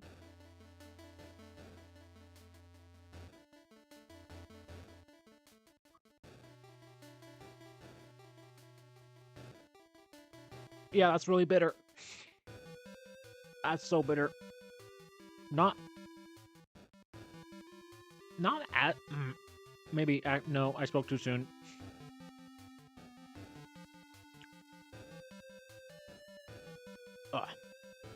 Thank you for thinking I'm brave. I think it's more I'm just stupid.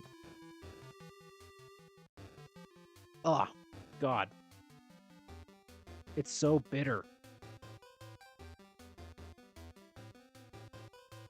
It's like, because it's just like, there's no sugar or like anything added to like, you know, when you make normal chocolate.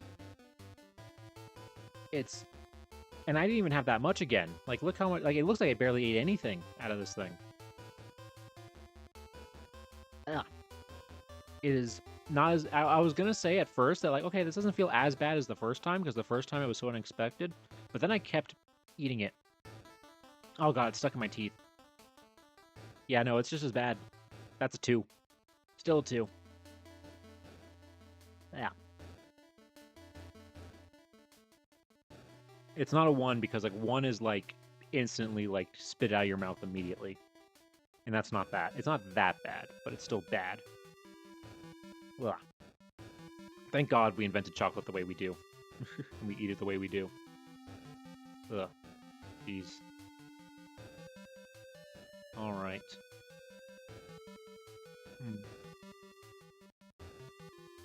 Okay. God, there's still bits of it in my mouth. Oh, I need to drink some water.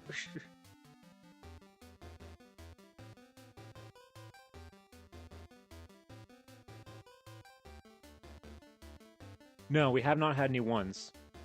Nothing that bad. This is honestly, I think, the worst. This and...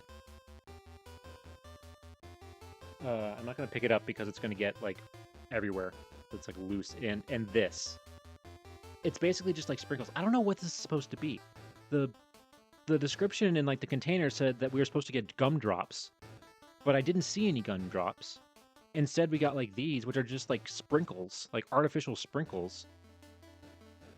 And they just taste like chemicals and food dye. So these were like, I think this was a 2 and this was like a 2.5. This wasn't as bad as this. It was still bad. This is the, yeah, these are, the cacao, just straight cacao was the worst thing we've had so far. The best things we've had are like the jelly beans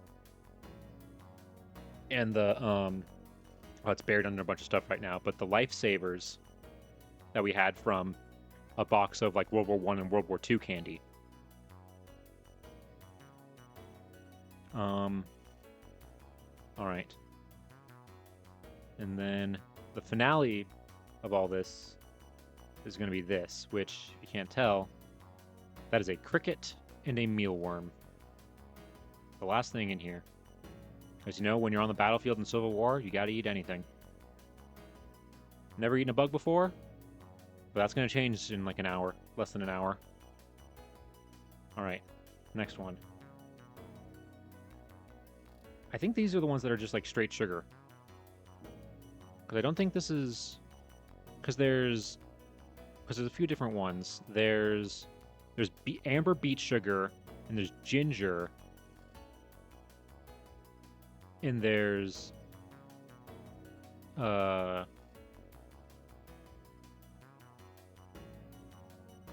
just white sugar. I think this is just sugar. Crickets aren't too bad. Mealworms suck texture-wise. Well, you're the second person I've had in my chat today who has said that they've eaten bugs, has like experience with eating bugs.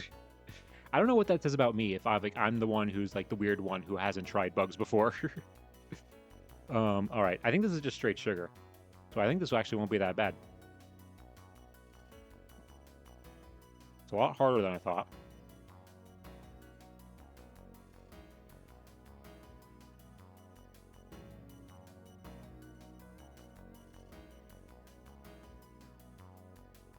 Actually, that might be the beet sugar.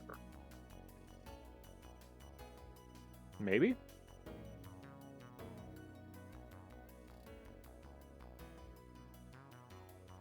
That might be the beet sugar. Because we had, like, the pure, like, white sugar, like, earlier. And this tastes a little bit different. There is something else there. I think that might be the beet sugar, if I had to guess. It's still good. I give it, like, a 6.5, 7, like, around there. You know, it's sweet. It's enjoyable. But there's not much else to it.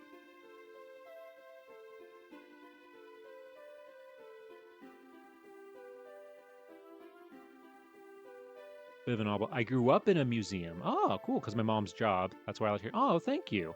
Yeah, I mean, hey, I work in a museum too, so, you know, you're in the right place. And that led to a lot of weird experiences, like trying bugs for food. I mean, you know, that's fair. Because I have seen those, like, at natural history museums or, like, science museums. They have, like, the container of, like, crickets and, like, mealworms and stuff that you can eat.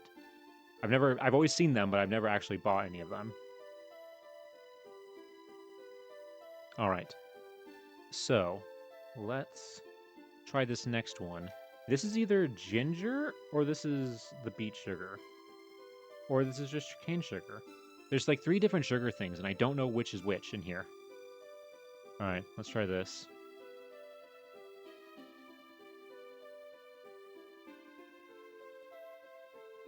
All right, let's see. Let's try this one. 3, 2, 1. Oh.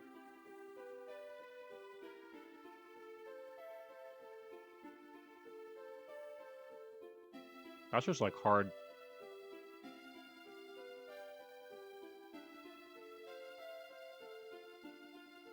What is that? It doesn't have as much flavor as like this one. And it's just like straight like rock. Like it's a hard like rock, like crystal. Whereas like this is like, you know, like tiny pieces of like, you know, like condensed like sugar particles like squished together. And so it does come apart. This is like rock candy.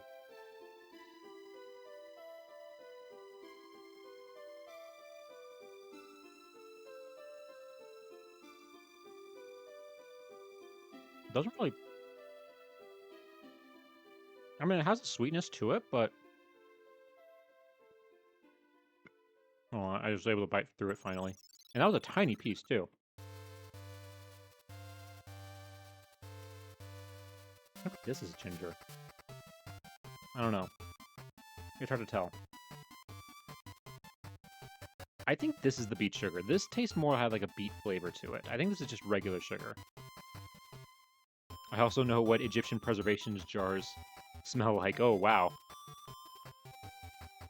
Weird stuff, but stuff I'm glad I experienced. Hey, that's a unique smell that nobody else probably really knows. I don't even know that smell. But I haven't worked with any, like, you know, Egyptology stuff. You know, a channel, actually, that I would recommend from you, if you ever get a chance, there's a Twitch channel by a woman named Melissa in Denial. I don't know if you've heard of them. They're an Egyptologist who streams and does, like, presentation streams and stuff like that, like, on Egyptology and basic parts of, like, ancient Egypt, that I highly recommend. She's really cool. We've rated her a few times with on this channel, and she's great. Actually, she's live right now. Oh yeah, she is. Huh.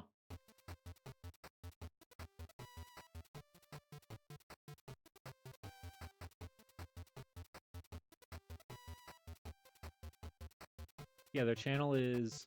Yeah, it's just all one word. Melissa in... Hold on. Yeah, Melissa in Denial. Yeah. I highly recommend them. They're really cool, really popular. Or, sorry, not, they're really cool, just like what they post and everything. Okay. So next thing, I think this... Oh, there's two things. These are, I think, are the molasses poles, which I'm assuming means that they're going to be, like, very stretchy. Oh, yeah, look at that. Ooh, wow, that is... that is sticky. That is going to stick in my mouth. It's like a taffy, almost. Oh, wow. Ooh, yeah, look at that.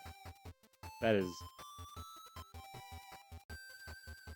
Ooh, yeah, that is leaving... That is sticking to my gloves. That is all sticking to my gloves.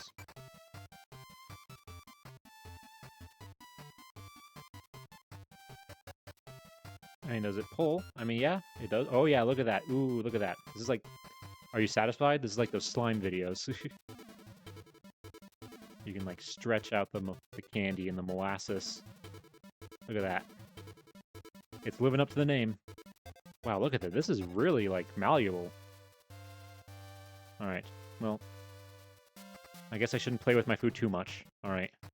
Let's try this. This is gonna stick in my mouth, probably. Alright. 3, 2, 1. Oh yeah, right away. It almost has like a coffee toffee flavor to it. Oh, that is getting stuck in my... That is stuck. It's not bad. That is so getting... That is so stuck in my teeth. Oh.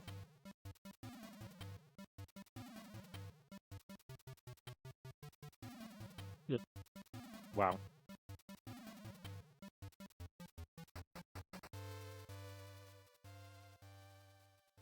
Ugh. Very, very sticky. Like, there's still a lot of it stuck in my teeth. Oh, where's that licorice root? Oh god, no, the licorice... Dang it, the stupid Skittles have stuck to the licorice root. Hold on. Let me see, this will help.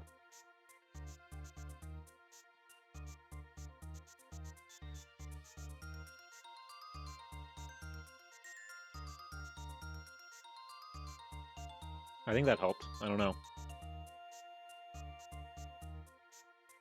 Ugh. Like I said, 100 gifted subs. I'll mail this to you. Alright. Anyway, next thing.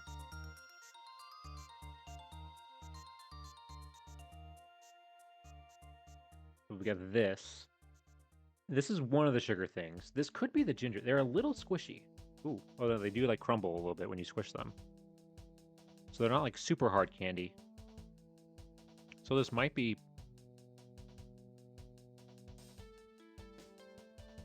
Yeah, this might be... the ginger? Let's try it. Alright. 3, 2, 1. Oh, that's ginger. Oh, that is straight ginger. Oh, that's very strong. That is super strong ginger. Almost like a bit of like a burning sensation ginger. Like that much ginger. Wow, yeah, that's like a... Oh. Oh. It's like a tingly, like burning sensation amount of ginger. Whoa. Oh. It was like pleasant at first, but then it became like too much, and now it's like a spicy, like burning sensation on my tongue.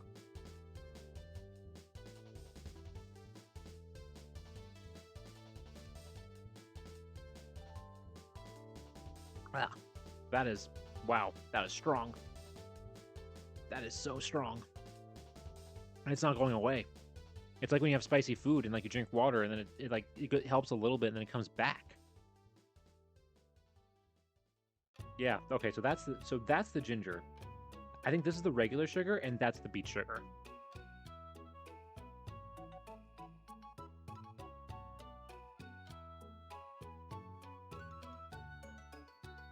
Oh, thank you, Cottagecore.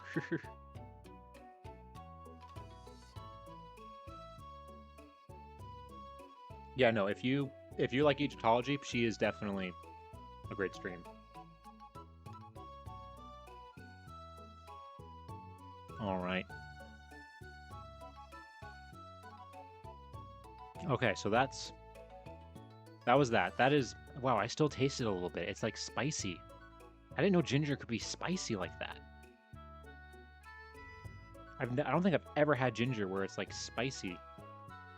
It's normally just like a little tiny bit, you know, that you just go with. Ugh. All right. Okay, we're almost done. We're on the final three. We got the final three right here. We have this, which is just straight up. These are just coffee beans. Now, I like the smell of coffee, but I don't drink coffee at all. I don't like the taste, and I've never like, it's something that I never like. I saw everybody drinking it in college and become like dependent on it, and I was just like, I don't want to get dependent. I don't want to need something like that and become dependent on it. Like, and also the one time, the handful of times I have had it, it's never like woken me up or like given me more like energy or anything like that. I just feel the same. So I never have gotten into, I like some teas, but like coffee has never really been my thing. But I think this is just, I think you just bite into it, like just a straight, because I think that's what this said on here, right?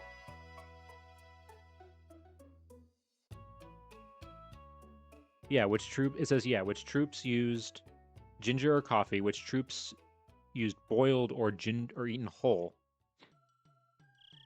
Ginger in large quantities takes but hard. Yeah, it definitely did. It definitely kicked me. I still feel it a little bit like on my tongue. Like a little bit like a spiciness to it. That's crazy. Wow. So I would, honestly, I would give that, because of that, I'd give it like a 4. It was nice at first. Oh my god, my nose is running a little bit. I'm definitely woke. I could definitely see that being more of like a medicinal thing. I feel like it woke me up. I can definitely see that being more of a medicinal thing, but all right, let's just eat a straight. Let's follow that up with just eating a straight coffee bean. All right, 3, 2, 1. Oh, that's bitter. It's like eating a burnt half popcorn kernel. It's not as bad as this. It's not as bitter as this. Still bitter.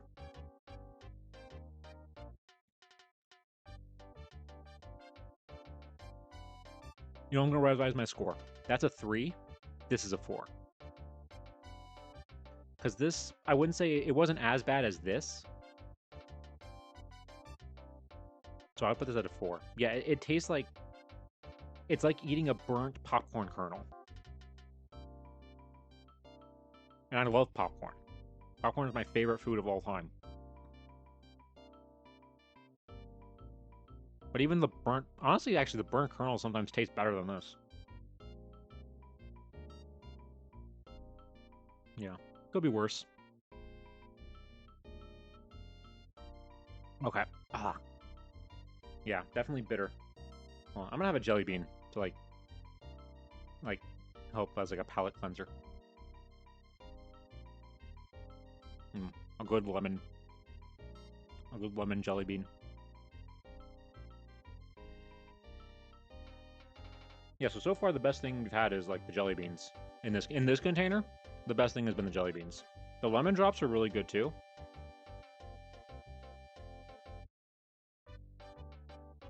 It's just that it would take forever to like eat one of these. And the toffee thing was good too, it's just that it was so hard to like chew.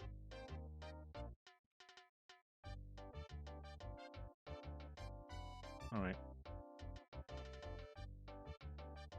So now we move on to Necco wafers. Now Necco wafers, I've never had Necco wafers before, but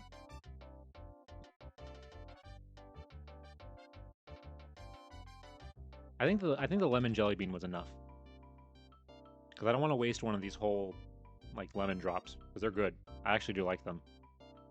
Alright.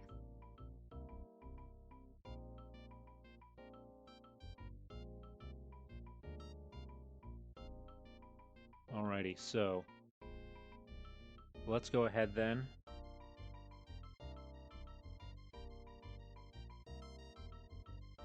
Yeah, that's that. Okay, yeah, I've heard that that Necco wafers are they just taste like nothing, and I guess chalk is like that is considered nothing, but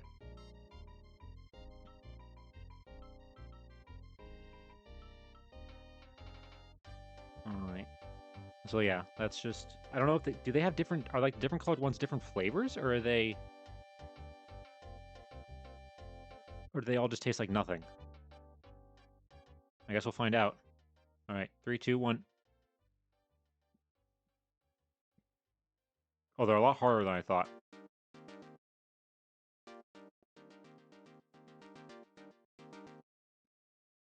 Yeah.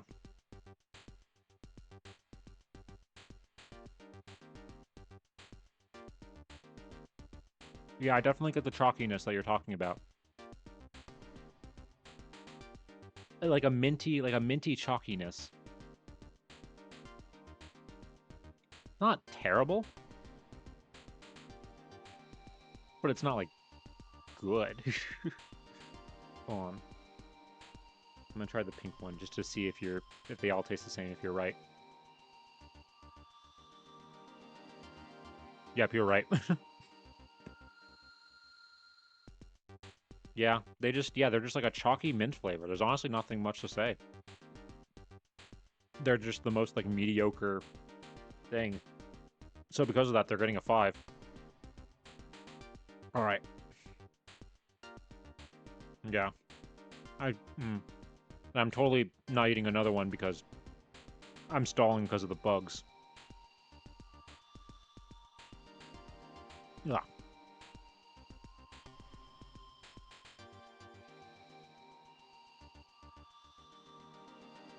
Yeah.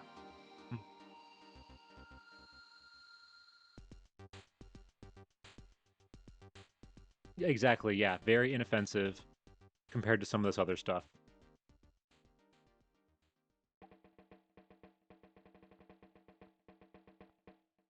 All right. So, all this time, we have led up to this point. This whole stream has led up to this point where I, not a professor, am gonna eat a bug live on 2 bugs live on stream. Oh boy. My entire year of streaming has led up to this point.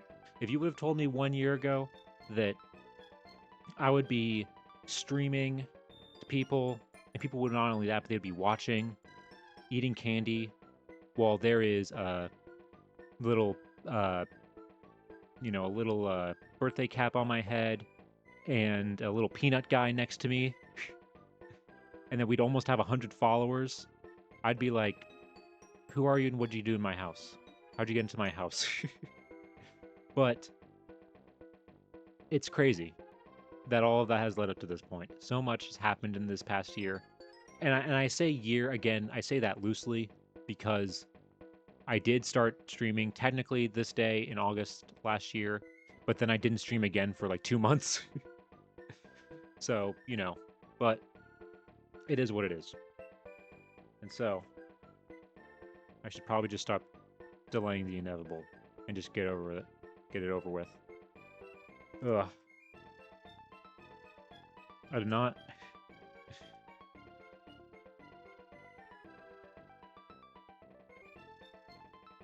All right.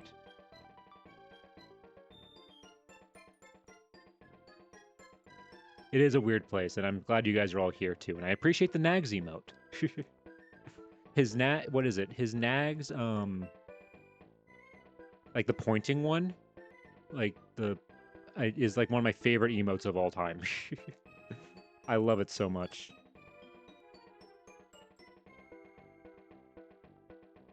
All right.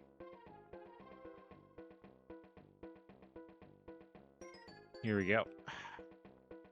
Trying to open this carefully so I don't like break up the bugs. Yes, that one. I love that emote so much. I don't know what it is. It's just so funny. That's like one of my favorite emotes of all time. It's just a combination of the face and the point that... so good. Alright. Again, I'm trying to distract myself. We got some legs. I don't know if you can see them. We got some legs still stuck in the bag. Alright. Here we go. Oh god, oh, it felt like it was moving still, but it's not. I know it's not, but it like, just how it like moved in my hand and how it feels with the gloves. It really did feel like it was like moving for a second.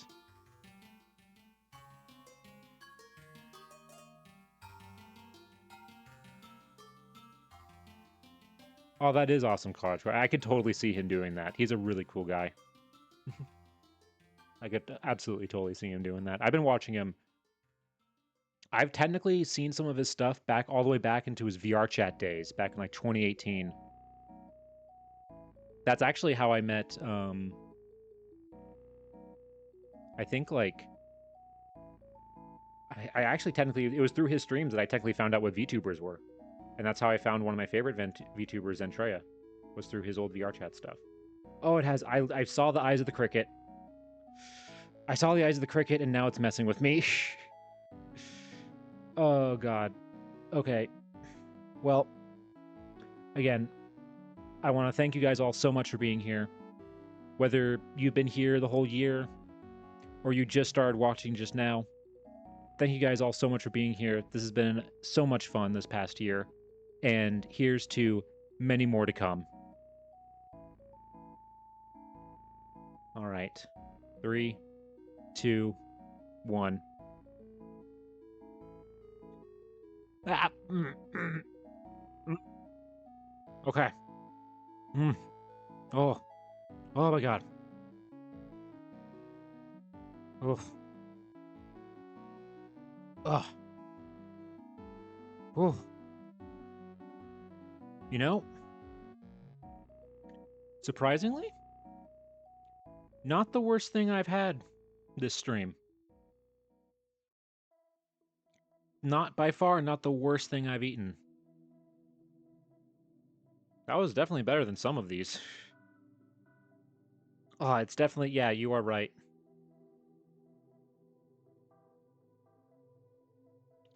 Ah. Oh. God, that is definitely a mind over. That is definitely a mind, you were right, that is definitely a mind over matter thing. Oh. It doesn't really taste like anything. It kind of at the end like tasted like a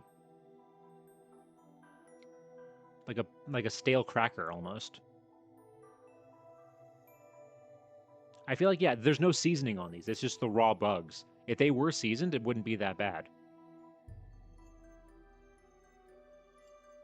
Ugh. Wow. Wow, wow, wow, wow. I did it. Oh. Oh, all right. Wow, that was... Ooh. That... Ugh. Like I said, that honestly wasn't the worst thing we've eaten today. That honestly... That might be a 5. About on par with the Necco wafers. Ugh. Oh. Wow, we had so much... Wow, This is the most sugar I have had in a long time. We had this one, and we had all this stuff too. Like all of these, through everything.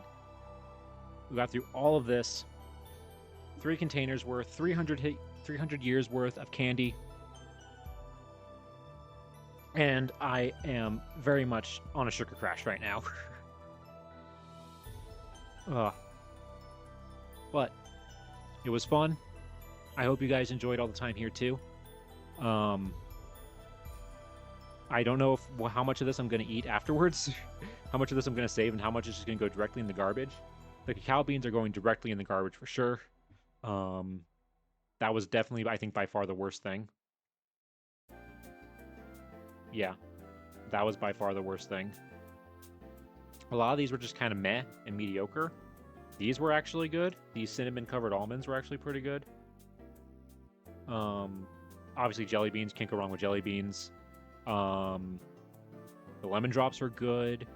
Oh, actually, I know how to end this. Because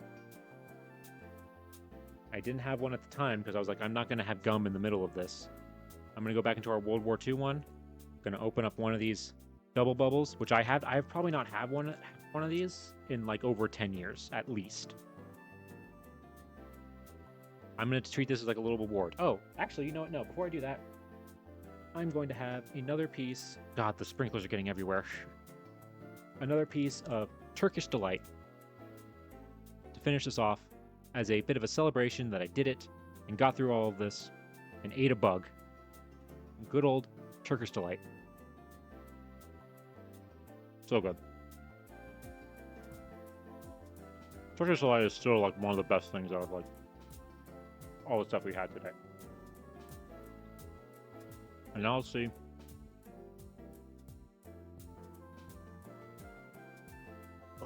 And now let's see if this gum holds up to my childhood memories.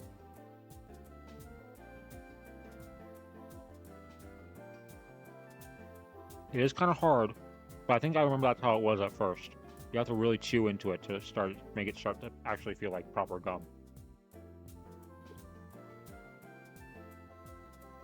It tastes pretty much the same. Yeah, this is pretty much exactly the same. Alright. I'm not going to subject you guys too much to me chewing on gum while I stream, so we are going to go ahead and call it here. Also, it's funny, College Corp, that you mentioned the Iron Mouse thing, because before you got here, we started the stream by watching some old clips and some old videos, and one of the things we watched was my presentation that I did for her, because that is the oldest evidence of me on the internet. Because I made that video after I streamed once, and then it got me into streaming again. So, let me go ahead.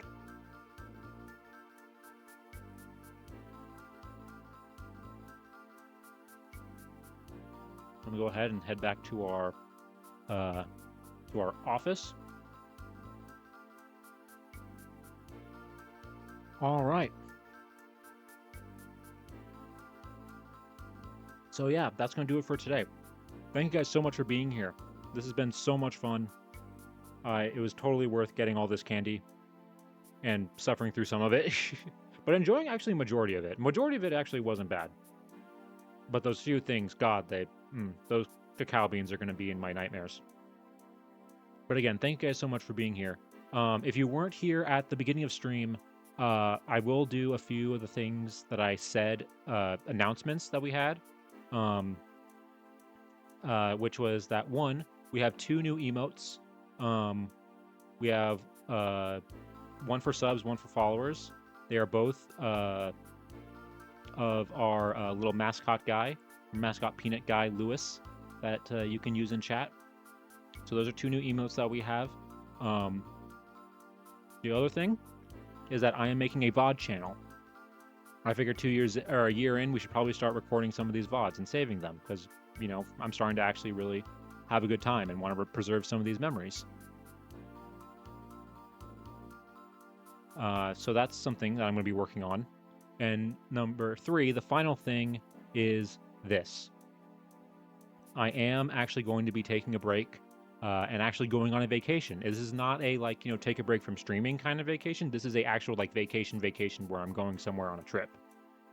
The last stream before that is going to be September 1st, and my first stream back will be September 24th. If you want to know any updates on, like, you know, my trip, and like I will be posting stuff on my Twitter, which is linked down below. So if you follow me on Twitter, you can get updates on, like, you know, where I'm going and what I'm doing and when I'll be back. And yeah, it's going to be a good vacation. I definitely need one. It's been a while. I feel so bad for chewing gum while streaming. I hope it's not like slurring my words too much and that you can understand me properly. But yeah, so that's going to be, I think that's pretty much everything. Let's see. If you are new here, hold on, let me get this out of the way. If you are new here, I am not a professor. I am a PNG tuber who normally does like, I mean, this is kind of history related, but I normally do history streams, doing history research live on stream, and sometimes do fun things like this. I stream normally every Sunday and Wednesday at 6:30 p.m. Eastern Standard Time, but sometimes I do guerrilla streams. So make sure you go ahead and follow so that way you know where I go live next. Also down below, along with my Twitter, I also have a YouTube channel where I have uploaded some shorts on some of the stuff that we've done and found during our research streams. So go ahead and check those out as well. I think that's everything. Yeah, I think let's go ahead. Let's find somebody to raid. Let's see. Who is live right now?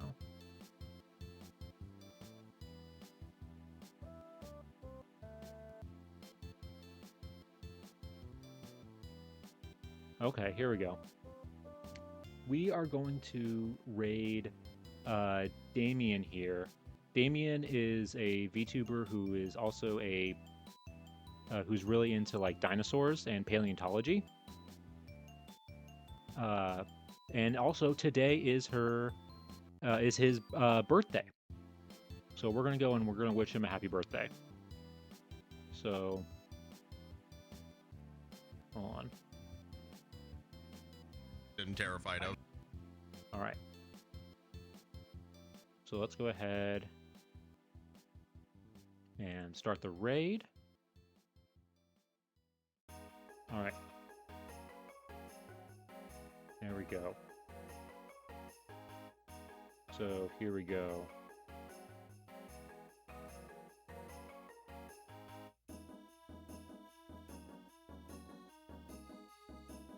Okay, hold on. Need everything of a raid message.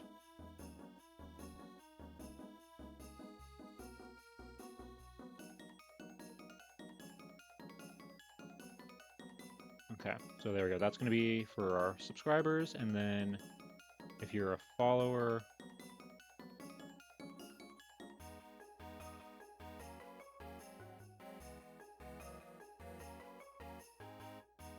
there we go. Working on the other one. There we go. So yeah, that's going to be today's stream. Thank you guys again so much for being here. This was so much fun. This has been not just this stream has been so much fun. This whole year has been so much fun, honestly. I've had so much fun doing this stuff and finding all these cool things with you guys here. And you guys being here just means so much. So thank you guys so much again for being here. And whether, you know, it's day or night, wherever it is where you are, hope you have a good rest of your day or night. And yeah, all right. Take care, everybody. See you next time.